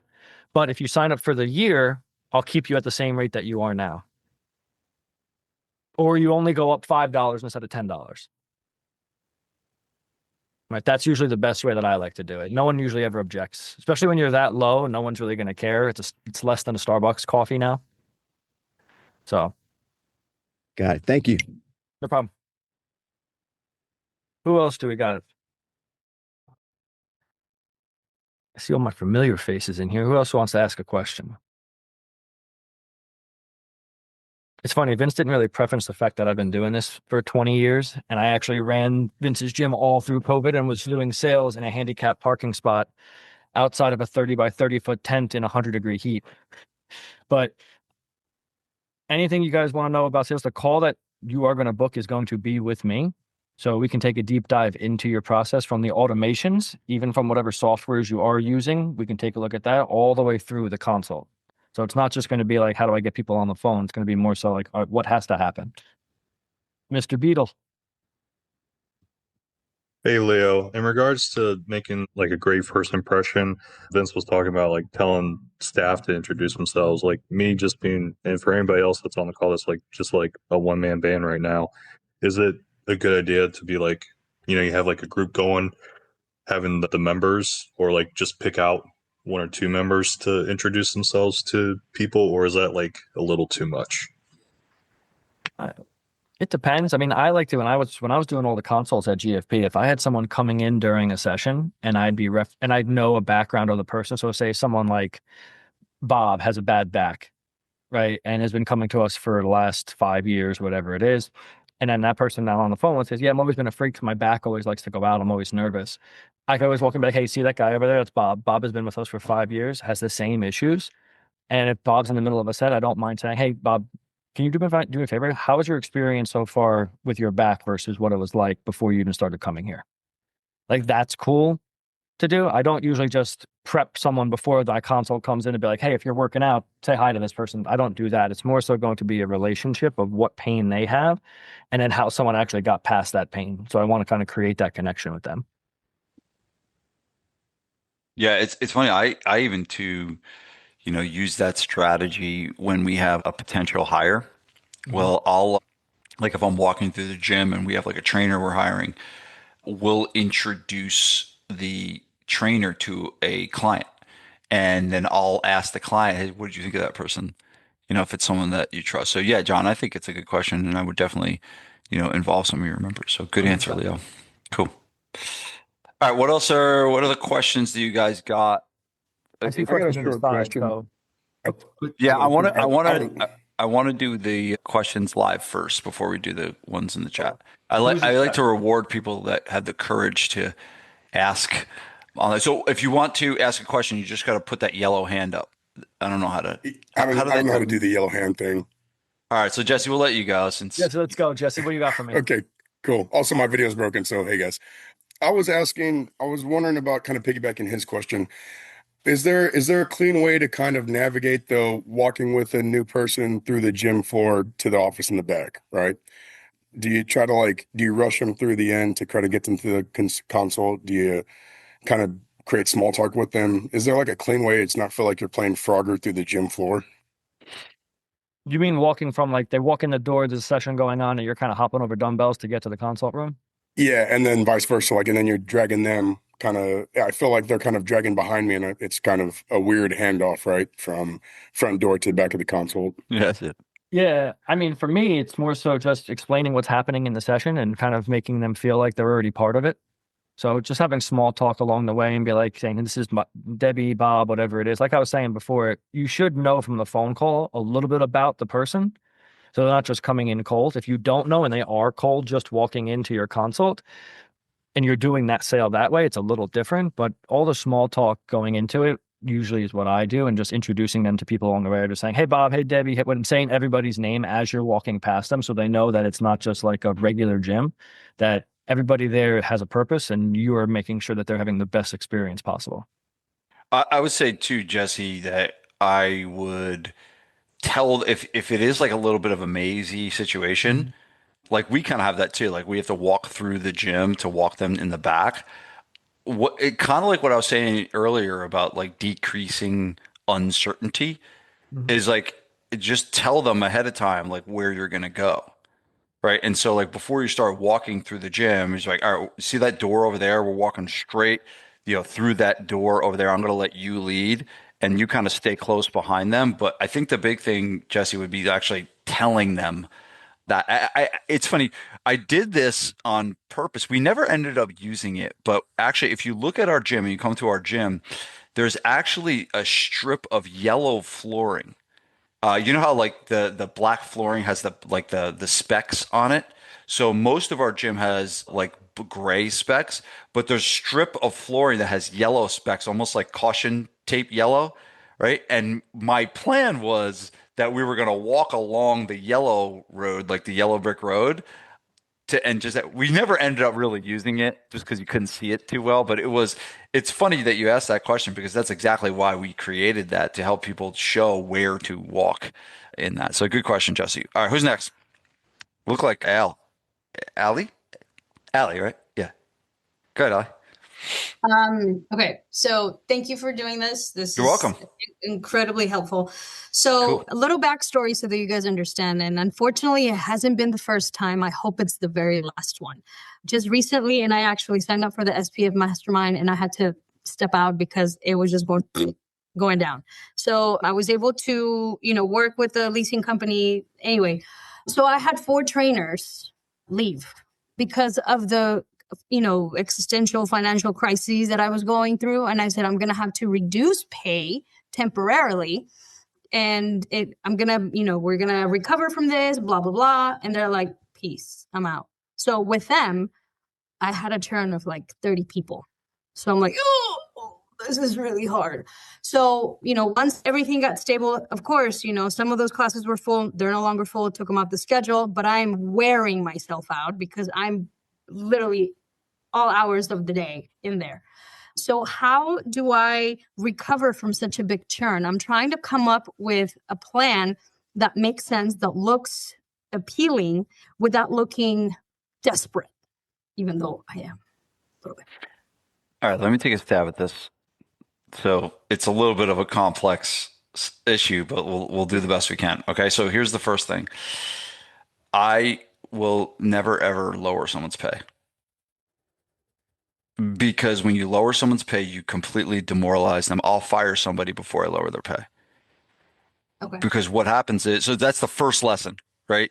You're better off keeping one person, right? Or 2 people and keeping their pay the same and firing the other 2 people than you were lowering all 4 people's pay.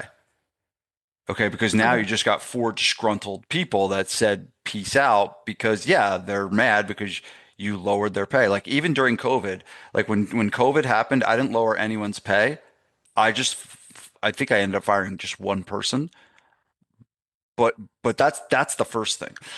The second thing is understand that any time that you have staff attrition, client attrition will follow. That's guaranteed. That is the number one cause of churn is staff attrition because this happened to us I think in 2021 where we had this post COVID 21-22 where we had an exodus of like 3 or 4 trainers over the course of 3 months for like random reasons. And we saw more attrition in that time than we did ever, right? So the real message for you guys is like, hey, there's some people that are going to leave. You're not going to keep people forever. But if you really want to protect your attrition, the best thing you can do is have good longevity with your staff. Now, the first thing you need to do, Allie, is it Allie? Yeah. Okay, cool. The first thing you need to do is you need to stop any bleeding. Okay.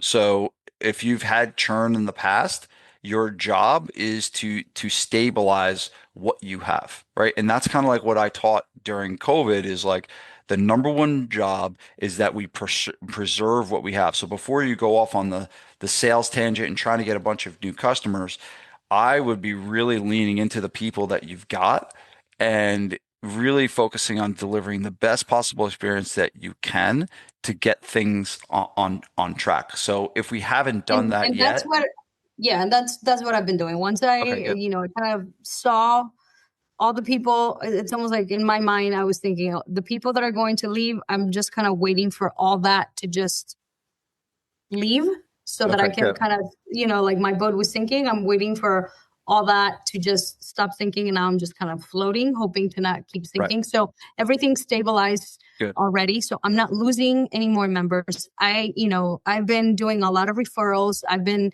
here in San Antonio right now in the week of Fiesta. So we're doing Oh, like cool. 50% times two. So when you sign up, you as a member, you get 50% off, and then your friend gets 50% off the first month. So it's kind of like, a little bit of a bonus for the new member and for the referral. And, that's gotten a little bit of attention, but it's like, I'm doing little things. So to answer your question, yes, I'm not bleeding anymore, but Good. now Good. I'm like, I'm in the growth, like I need a growth spur. Got to grow spurt. Now, when you say you're doing all the work, are you able to take on more sessions, or do you feel like you need to grow through hiring someone? Well, see, that's the thing. It's kind of like, I think I can take on more sessions just because once I coach the morning classes, and then the Okay. evening classes are covered. All that's good. But if I come in and coach another class, I also don't want people to be like, Ale is everywhere. I mean, we look at the schedule and it's like Ale. She's everywhere.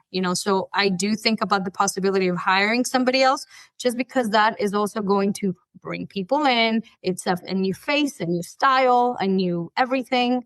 But I'm kind of trying to like budget in. You know what I mean? Okay. Yeah. And so is the situation that you have right now, like, are all of the, like, do you know what your usage is, like, out of how many sessions that you have? Like, how many of them are full? Like, if you have an average of 6 people that you can put in a session, like, on average, how many of those, like, my question is, do you have capacity to add in your existing structure? Meaning, can you add clients without adding more hours? Yeah. Like my classes have pretty good attendance, but I'm not to the point where I'm like, it's 3 people, I'm gonna cancel. And so I do Right. have capacity. So on average, my classes are ranging between 15 to 18 on a really good day. On a not so good day, call it 8 to 10, 8 to 12. So it's still a good attendance. In the classes when all that syncing was going on, some classes went down to 2 members, and I'm like, sorry guys, I gotta chop it. Okay, good. All right. But So you there have, is room. there's There is room. room for people to come in without necessarily having to add more. So the big concern I have was because you said on the first thing is that you're feeling burnt out, right? And what we don't want to do is add more customers and add more work to your plate, right? Because that just furthers the case. But now that you're telling me that, hey, I have an existing structure that is not going to take me any more hours to fulfill, and I can just get more people in. So really, it comes back to really marketing and sales. It comes Mhm. back to you generating leads and you spending more time on selling. Now, the question is this: how much time are you spending on doing those things in a given week? I have another coach that's been helping me. She's been great. We're probably doing maybe 4 to 5 hours each. Maybe A like week? spending. Mhm. So maybe like, Okay. each of us are spending 1 hour a day, maybe 2 hours a day. But between the both of us, we're putting about 10 hours. We're reaching out to leads, and she touches the subject of personal training. I touch the subject of memberships. So we're trying to like kind of cover both ends. And so my biggest question here is a lot of, if not the vast majority of my community are not personal trainer kind of like mindset. So everything is group based. So when I try to pitch in, hey, personal training, they're like, nah, I'm not interested. I'll just do this. Okay. Did you go to the sales masterclass? Or sorry, the Mm, marketing masterclass last week? no, I missed it. Okay. Do you have a specific avatar that you're looking for that you're trying to get to your gym? Like, do you have a perfect customer that you're trying to get to your business? Well, I mean, just the average on our the average age of our customer, they're mostly women, and they're between 25 to 55. Okay. So it's So kind of like, that's what I think you need clarity on. I think you need clarity on who your customer is. And I think what I would do is I would go watch the marketing masterclass that I did 2 weeks ago. You can find the replay, and it gives you a deep dive on who your customer is. Because if you're all of a sudden getting responses from all these people that want large group, it's possible that your marketing is targeting the wrong people. And what you need to do is you need to regroup on your marketing strategy to be able to start attracting the right people. And the first thing you need to know is really have clarity on who that person is, what their pains are, what their fears are, what their frustrations are. And I think we need to do a little bit more work on the front end of that. I like the fact that you're working hard and you're getting an hour to two a day. That's good. But now we probably just need to direct that strategically towards a specific person Right. and find the pockets of and places of where those people are. In that masterclass, I go over a target. Leo, can you just send it to her directly so she doesn't go on a wild goose? Send her the target market analysis that we did. And basically what it is, it's a prompt on ChatGPT that you can put into ChatGPT, and it'll give you a deep dive report on who your customer is. And now what you can do is you can start focusing the messaging around to that person specifically. I think it's a strategic marketing thing. You're doing the work, you're doing a good job with hustling and getting after it and asking for referrals and doing that. I think we just need a little bit of a tweak of the strategy of who you're targeting. And I think that changes everything for you. Ollie, I Okay. put it in the chat for you too, so it's quick and easy. You just click it. It'll Awesome. Thank you guys. I I'll really work that appreciate once your time. Yeah, I you know got it. I probably went rogue on the question, but No, you're good. You're good. It's all good. It's all All good. good. That's why No, we're and here. hey, I've made 1,000 mistakes in my career. So don't sweat it. You get things back on track. You're good. We got you. Good job. thank you. All right, Thank cool. You got it. What's up, Morris? You're muted though. Hey, how's it going there? Thank you for doing this. I Oh, my appreciate it. pleasure. Thank you. I had a couple questions for you. I'm sorry, I cut you off. No, you're good. Okay. You were talking about the weekly emails. I wanted as far as the educate, entertain, inspire, Mm-hmm. as they say, where are you getting the information for the educate and for the entertain? Where you educate just the benefits of how it's going to help your body and everything? Is that what you're talking about? Can you deep dive into that a little bit? Yeah, no, that's a great one. And actually, it's funny. I have this. I promise not to sell anything. That's why I didn't talk about it. But this is a book I wrote that has all the emails I've written over the past 20 years. Wow. So that's a good resource for what to write. But honestly, I'll tell you what is the biggest source of inspiration is what is going on in your gym and the conversations that you have with your customers. Because anytime that you have a conversation with a customer, they are telling you what the market wants to hear. They are telling you what the market struggles with. They are telling you what they want to win with. And so the first thing you need to do more is have more conversations with your customers and ask them questions like, what are you struggling with? What are your challenges? What do you love about us? What do you hate about us? And I think that's one of the biggest sources. The thing that you got to have for content. So, Morris, I've written an email a day for like over a decade, right? So like I don't like that comes from an insatiable curiosity and always finding ideas and little things and that can be turned into an entire piece of content. So I'll give you an example. One of my customers came up to me and he said, "Today's my 60th birthday. And I want to tell you something, Vince. I feel better today than I did at 50."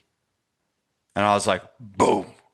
There it is right there. And that became a whole campaign. I feel better at 60 than I did at 50. Right. And so there's the headline. There's the email subject line. And then what you do is your email can be tell the story.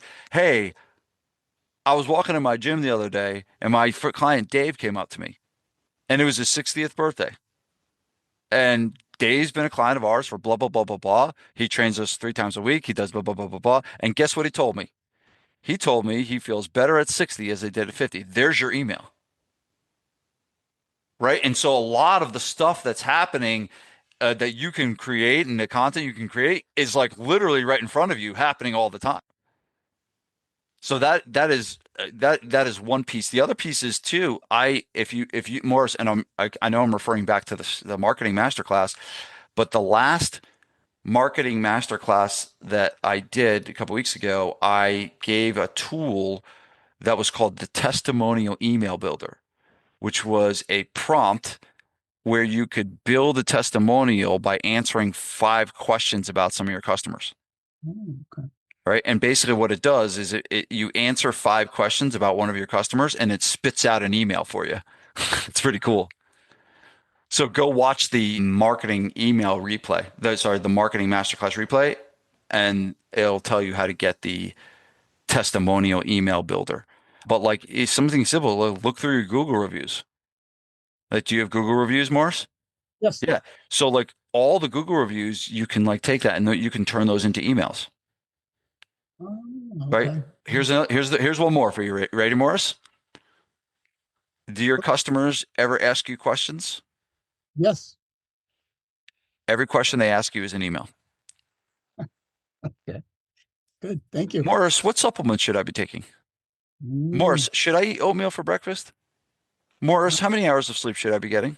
yeah. Yeah. Yeah. Morris, right? Morris, is massage good for me? Morris, should I be taking GLP-1? Yeah. Yeah. Right?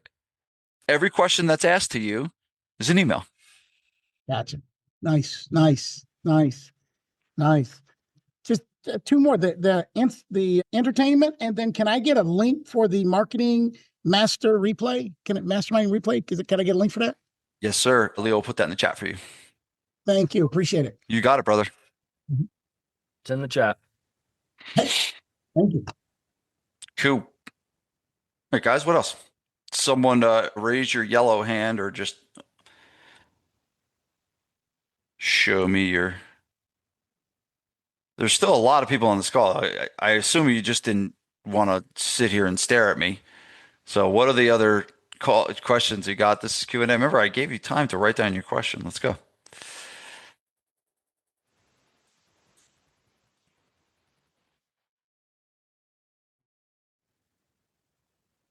Well, I'll tell you what, Leo, the marketing masterclass had better questions in this group. I don't know what's going on. Donna, you got one?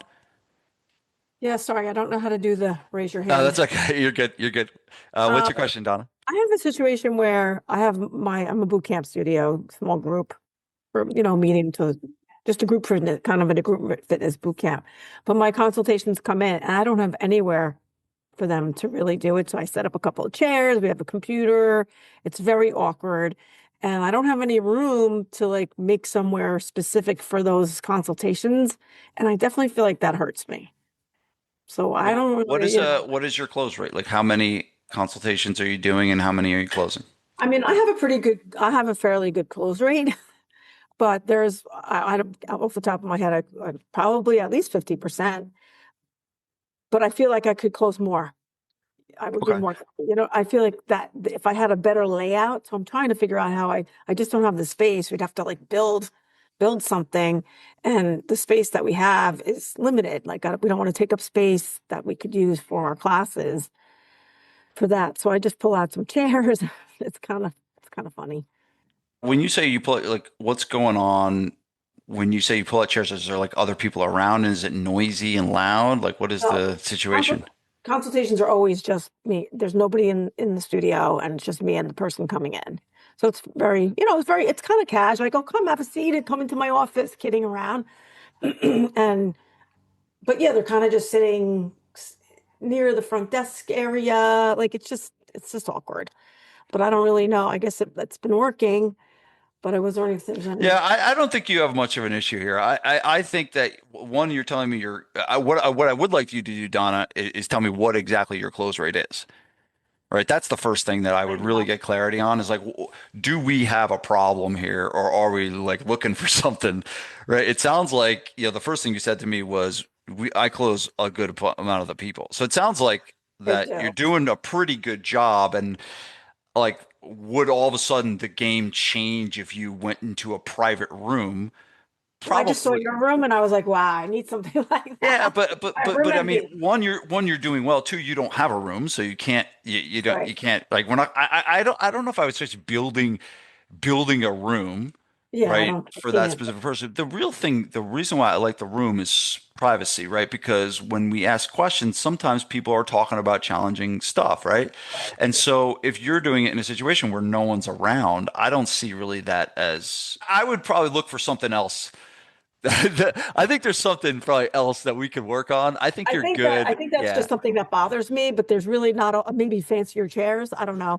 Other than that, because we start at one spot and then because I don't want to be having them sitting in the corner by my computer, which is kind of low. So I'll be like, come on, let's take chairs into my other office. Try to make light of it and casual because that's kind of how we are. We're not like I wouldn't sweat it. I wouldn't sweat it. I think Yeah, I think you're good. But Okay. that's what I want you to do. I want you to tell me what your close rate is. Like, and not looking at 1 month, but looking at 90 days. Like, what was the actual night? If I take January all the way till now, how Well, I many have to, consultations did you have and how many closed into memberships? That gives you a true sense of how you're actually closing, right? And if you're yeah, between I have 50, that. 60, 70%, like, don't sweat it. You're good. Keep going what you're doing. Yeah. Okay. Thank Okay. you. You got Let it. it go. Let it go. Yeah. Yeah. All right. Any other, John, did you have your hand again? Yeah, I got another question. If you, What's up? Yeah, you got it. how do you, how do you categorize? So if you get a lead to come in for either a trial or somebody that signs up and they get cold feet and they want to, cut it like right in the beginning. How do you handle that? Do you like put them into more of a reactivation or is that back into like a lead category? So when you say they get cold feet, so they bought the membership or they didn't buy it? So in my most recent event, like this person was starting the 2 week trial. So they were going into a trial and they're like, hey, like this is not working. Like I gotta like stop right now. And it was very sudden. Yeah, okay. I was like cool with it. I was like, hey, no worries. I wasn't trying to be like the nice guy about it, but I was also kind of like making sure to like have access to reach out to them in the future. Yeah, So, what I would do is I would just open it with kind of like what we do if someone puts their membership on hold. Like if anyone puts their membership on hold, what we do is we get a defined date for them to come back.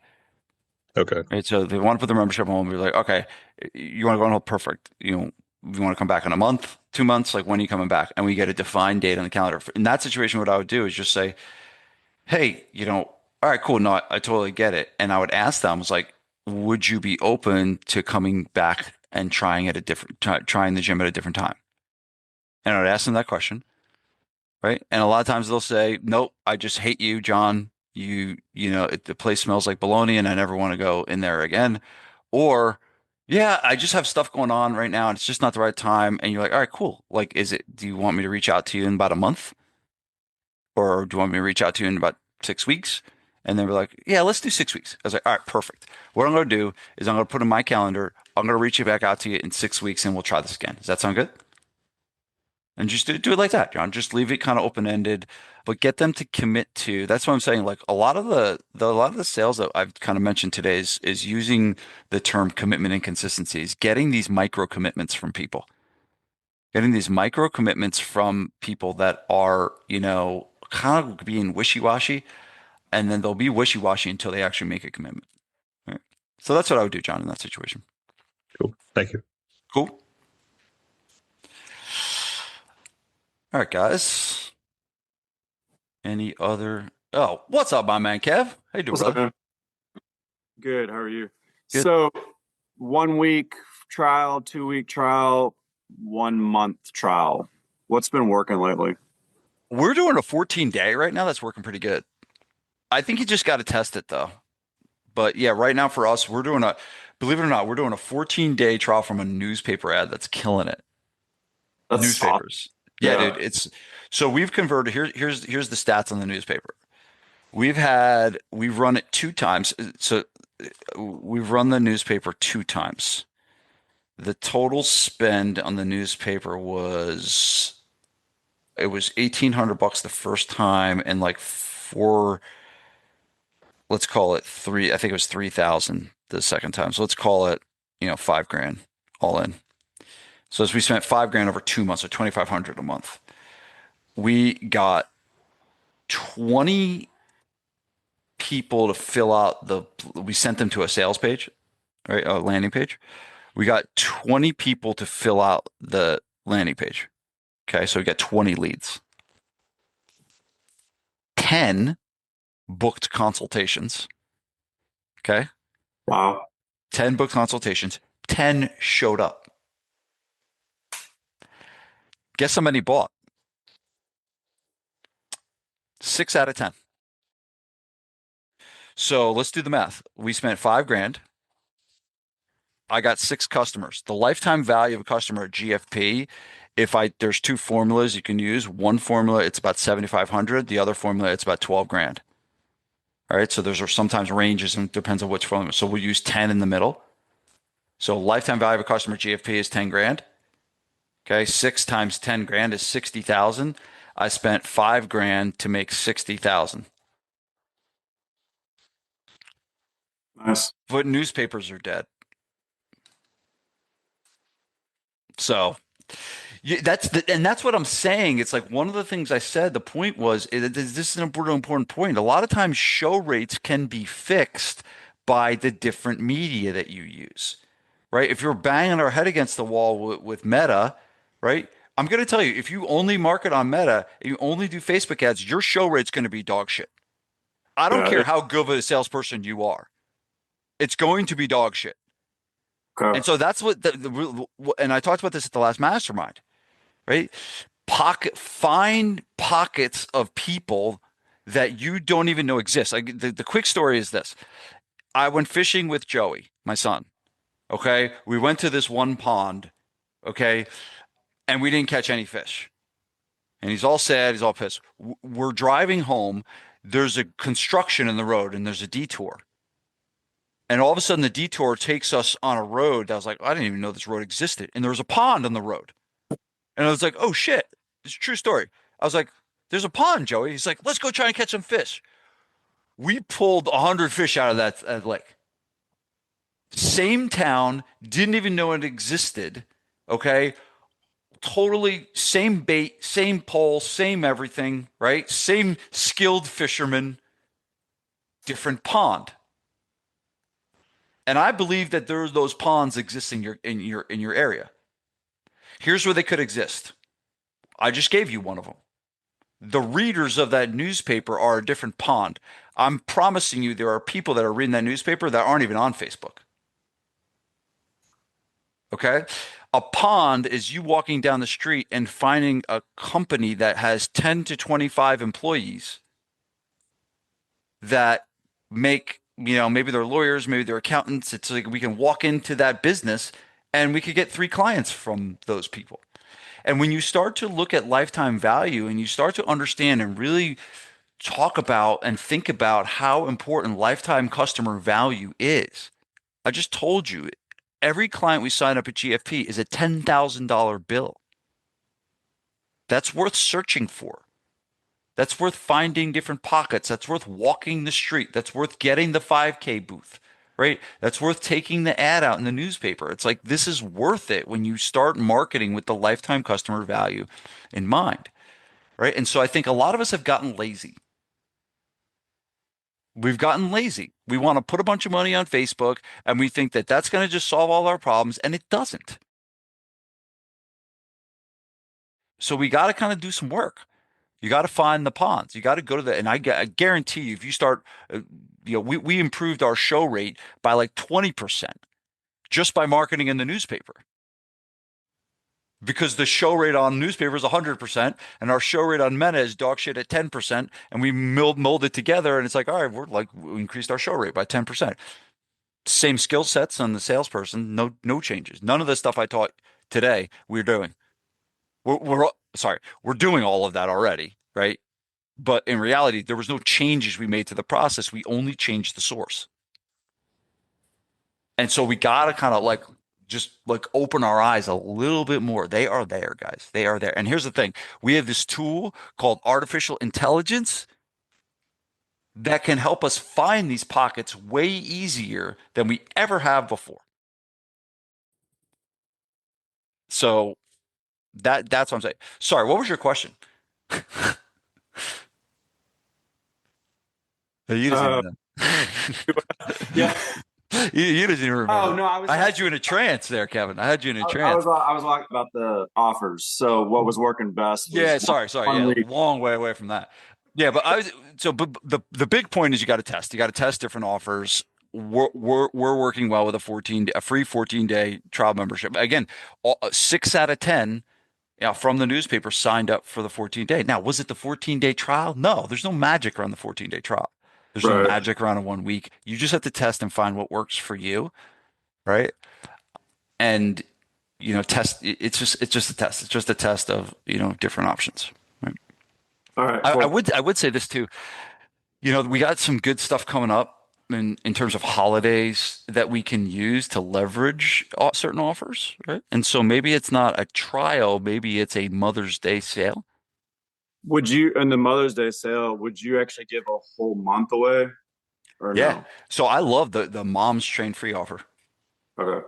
Yeah. So you do an offer called Moms Train Free, and you offer free training for moms for the month of May, right?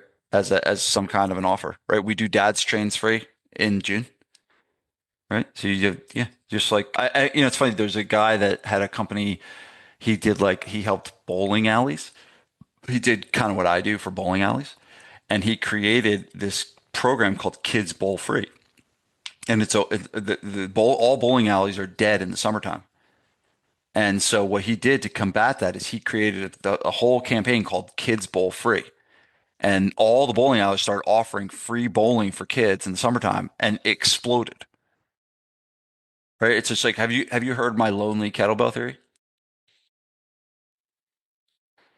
I have, but you could go over it Yeah, again. so the lonely kettlebell theory, it is more expensive for you to have an empty spot in one of your sessions than it is for you to give away for free. So get people in the door. And so sometimes you just got to make more offers. And so you could just need to test different things like that to theme it out more, maybe. Allie, do you have another question? Yes. So that kind of, I was going to ask it, but it was like too much going on. So one of the things that came to my head via one of marketing books that I got, TikTok made me do it, but it does have some pretty cool stuff in there. So I came up with, and I have the math right here, so I can show you, and you tell me if it makes sense, right? So part of me trying to reactivate a reactivation campaign, bring in new members and referrals and whatnot, I said, okay, so we're going to give away $5,000. And my trainers were like, aren't we short on cash? I'm like, okay, this is my psychology behind it. Okay. We get people to come in for $150 a month, and we lock them in for 6 months. We're making $900 out of every person in that 6-month period, right? So if we get 50 people in the door, so 900 times 50 in a 6-month period, we'd be making $45,000. Okay. If I'm not making my math right. If I'm making my math right. So out of those $45,000, we're giving away only $5,000. Right. So what I did, they're like, okay, so what about the members that are already in? Because I had some people that were grandfathered into this and to that and blah, blah, blah. And that's another thing that I needed to restructure so that I get everybody kind of on the same level. So I told them, okay, you want to be part of this, $5,000 giveaway? You just got to bump up your membership so that it's even across the board and everybody's paying the same. And they're like, well, how does it work? Every time you don't have to do anything else than what you're already doing right now. You're already working? Yes. You're already going to the gym? Yes. You're already paying your membership? Yes. Okay. Every time you pay your membership, you get an entry ticket. So by the end of this period, when your agreement of 6 months ends, you will have 6 chances to win $5,000. And they're like, okay, sign me up. What's the question? Is it a good deal? Is it too cheap? Is it like, because I don't want it to make it like you said earlier. Well, hold on. Have you already done it? No, it's set like, so the giveaway it's set for September. So that's why I tell people you need to sign up by April. So here's the thing, and I think this comes exactly back to the issue that I talked to you about before. Okay. If we're going after buyers that are buying personal training, none of them necessarily need an extra $5,000. My customers are rich. They have more money than they know what to do with. Yeah. And what we're doing is we're taking hey, win $5,000. And what we're doing is we're targeting the same customers that are probably telling you that they want large group by this specific offer. Well, so here comes the part 2 of hold on, that. let me finish. Go ahead. Let me finish. So I think that a giveaway is a fine thing to do, right? but I would shift the giveaway towards free training at your business. Because now when you give away training, you're getting people that are opting in for training versus opting in for money. Because here's what you're going to get. You're going to get a lot of shitty people that just want to win money versus if you give away training, you get people that want training. Plus, it doesn't cost you any money to give away a spot in your business. And what you can say is you can value it at double the price. If you gave away a year of training, you could value it at $7,000 versus $5,000. Yeah. Which also fixes the target market issue. You're not giving away money, you're giving away training at your gym and your business. And now you can lead. And here's the other thing that I think this does. I think if you're giving away a free year of training or free 6 months of training, I think you possibly have joint ventures that would promote that for you. I don't think you would get people to promote if you were giving away $5,000. Sure. And so now you have this. So I think with the $5,000, you're targeting the wrong people. I think you're not going to get joint venture help. I think you're not going to get people that are in it for the right reasons. So my answer to all of that is I don't think that's a good idea. Sorry. Okay. And so, no, I mean, this is the reason why I ask questions. Yeah. And so the part two of that is that in my facility, I do mostly group training. Like I said, I have, power cycle, trampoline. We have some classes that are very exclusive to Alpha, and people come to us because they don't find those formats anywhere else. So I'm trying to, think of like, I'm trying to cater to the heavy lifters and I'm trying to cater to the cardio queens. It works great because I have two completely different demographics under one roof. But when I've tried to push the personal training, it's almost like, nah, I'm good. So my mentality behind this is get them in. They're like, okay, so what does my membership include? Okay, you get unlimited classes and you get 2 times a week personal training. That's my hope, to get them to buy more personal training. So that's how I'm trying to make it attractive, so that I kind of start throwing in there the personal trainings to where eventually they're like, you know what? I really like how this is going, but I want to train more than 2 times a week. Like, how do I buy more sessions? That's my train of thought. But I don't know if it's something that could crush and burn. Yeah. I think it crushes and burns. I think I would just do what I told you and do a giveaway of X months of training and revisit the target market, because I think with the money, you're targeting the wrong people. And I think with the training, you're going to find the right people. And I think that the thing is, it's not that you can't have different people like lifters and stuff like that under one roof, but what you really want to do is focus your marketing around one group of people. Doesn't mean you can't take on different customers. It really just means your marketing. I can't go to your website and want to buy pizza and Chinese food. Yeah. Right? You know what I'm saying? Mm-hmm. Like it can't be like that. I can't be that confused. And there's never been a restaurant that survived that served pizza and Chinese food. Mm-hmm. They all go out of business, right? So that's what I think you really need. You need clarity on market. You need to market towards a specific group of people. And again, if you have other people in there, that's fine, but I would start shifting your marketing towards the right person. And the right person, honestly, the right person is who you want, but also the right person is who's going to spend money with you. And you want to target people that are going to be buyers and people that are going to spend money, on personal training. So that's what I say. I think the giveaway is a great idea. I think it's really smart. And I think you're a creative thinker, which is awesome. I would just shift around the prize of it to be what you actually do. And I've done many of these giveaways. I created the whole giveaway in the fitness industry. The first time I did it was in 2016. Okay. I did a giveaway. So I started this whole thing, right? I was the first person in the fitness industry to do a giveaway. I don't know anyone. I'm sure there may be someone that did it before me. I don't know. So I've done tons of these. Okay. And then free training is really what the driver is, right? Okay. Because here's the thing. What do you want to do when you do the giveaway? There's going to be a bunch of people that apply to win. Okay. And you're going to have a winner but then you're also going to have a bunch of people that apply that didn't win. Your job is to follow up, right? So Mhm. instead of saying, sorry, you didn't win the $5,000, do you want to train with me? And they're like, no, I just wanted $5,000. Then you say, I'm sorry, you didn't win the free year of training. Are you still interested in training? Yes, because they applied to win something in training, not $5,000. Got it. Cool. Yeah. Now, the one place that money can be used is a prize for your current membership. So let's say you're going to do something internal and you're going to do like a fat loss challenge. I have done that in the past where the prize was money for our internal membership. But I'll be honest with you, the free training, they want that more than money. And that's why keep coming back to the sophisticated buyer. The sophisticated buyer doesn't like, they're like, yeah, I don't want money. Like free trading, they're like, okay, yeah, I'll take that. So Yeah. that's what I would say.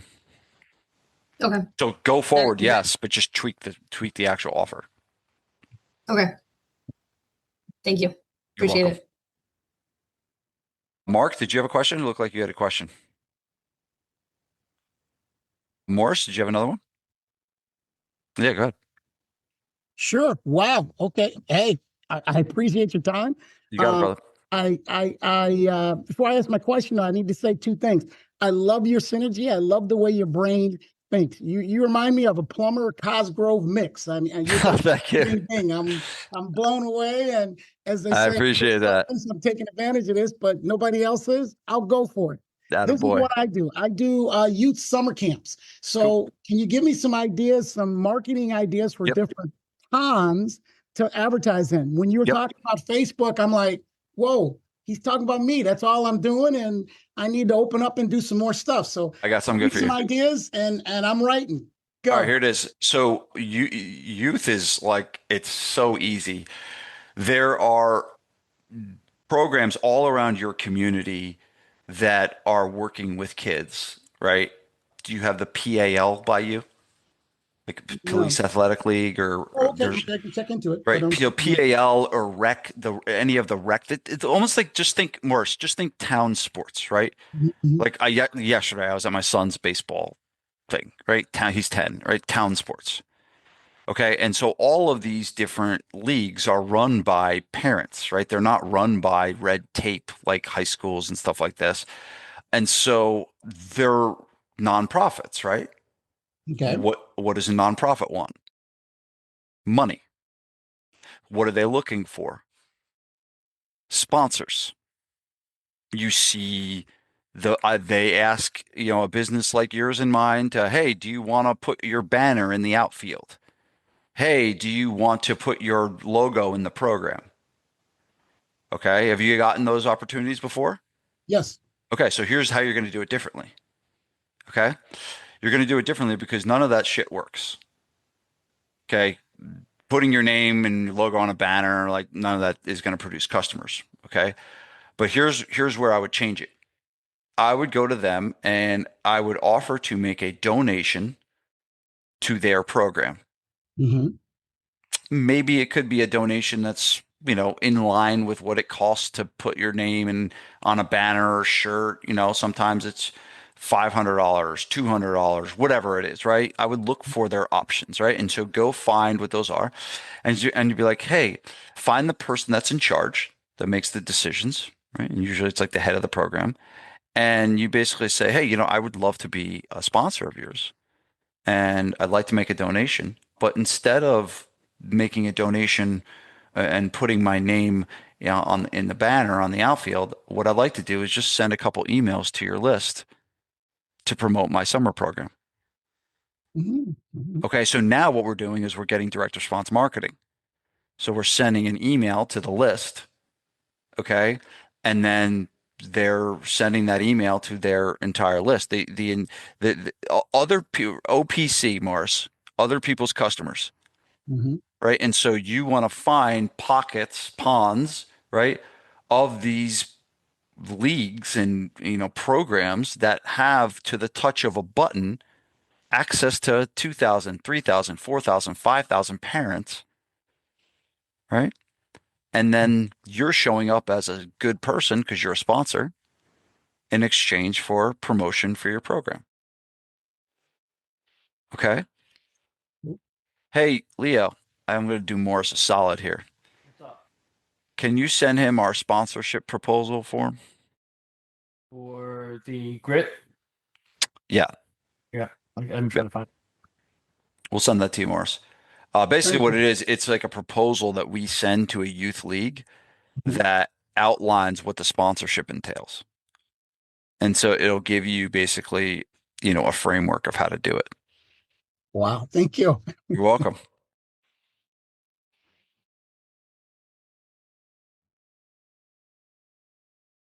Mark, did you have a question? Looks like you're trying to unmute.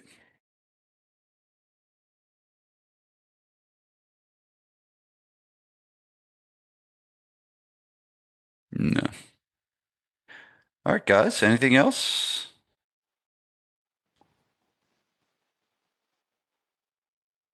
Appreciate you guys. What time is it? Oh, we went long. Mm-hmm. It's 2:30. You were cooking. I didn't want to bother you.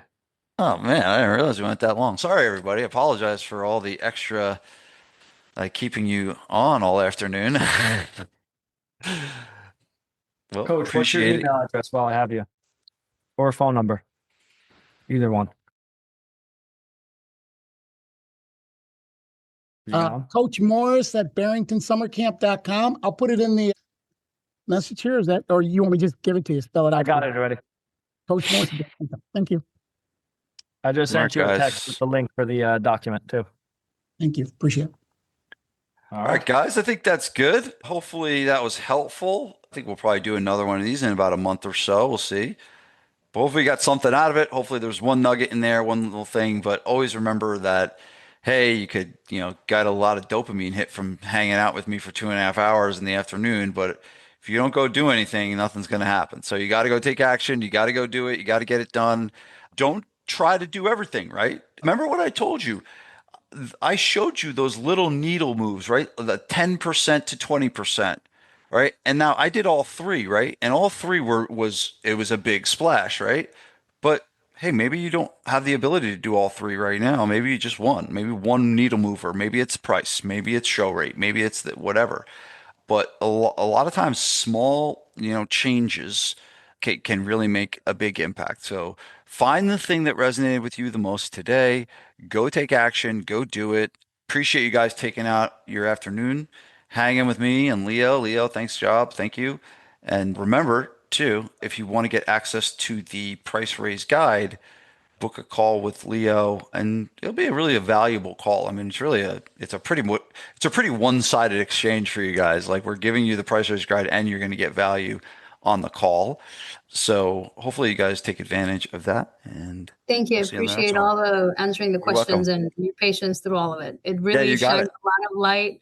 I've I've had moments where I'm like seriously in the point. I'm about to have a heart attack and aneurysm and God knows what else. So it shines a lot of light and gives me a lot of hope. I'm a one-man band. Some people have partners, some people have, I don't know, sugar daddy or a line of credit. I don't. It's just me. So this really helps a lot. So thank you. I was hoping Vanessa was going to be a sugar mama for me, but she has her like one Pilates client, and it doesn't do it. But I will say something along the lines of that, Ali, because what we're doing is not easy. Like you're decide all of you are in business for yourself. Like majority of the people they show up, they get a paycheck, they have a certainty, they have all this stuff, and you guys took a different we took a different road. And that road is not the easiest paved, nice, clean road. And I will say this, and I said this yesterday on the mastermind call. Problems are part of the living experience. We don't get out of this life without it. We don't get out of business without it. We don't get life without it. At the end of the day, I think a lot changes when we come to the grips of problems are coming and problems being solved is our job. Just like our job is to show up and train people, our job is to solve problems. And we get paid more for the more problems that we solve and the better that we solve them and the faster that we solve them. But at the end of the day, it is our job. And every business owner's got it. I have caught problems. So don't think that me teaching at you today that I don't have challenges and issues in my companies. Right? I'm running 2 different 7-figure companies. Okay? There's problems in both. There's challenges in both. There's times where some are slow. There's times where we're bumping. Okay? But there's problems all the time. And don't let any business owner, don't let someone like me that has this platform think that everything is perfect and everything is rosy and everything is always going good. It's not, because that's how life as an entrepreneur is. But I will tell you this. The road that you all have chosen is a personal development journey like you will get nowhere else. You will learn more about yourself. You will learn more about what you're made of more than doing this than anything else. And so look at this is an opportunity to become a version of ourselves that we never would have become if we went and got a job somewhere else. And so it's an opportunity. It's a gift. And while it's challenging, I promise you, Allie, you're becoming a stronger, better person because of the journey you're on and the challenges that you're facing and the things that you're overcoming than if you were working a 9 to 5 somewhere else. So I'll leave you guys with that. But keep rocking and rolling, everybody. You're doing great. Keep rolling, keep moving, and I'll see you on the next one. Appreciate you guys. Thank you.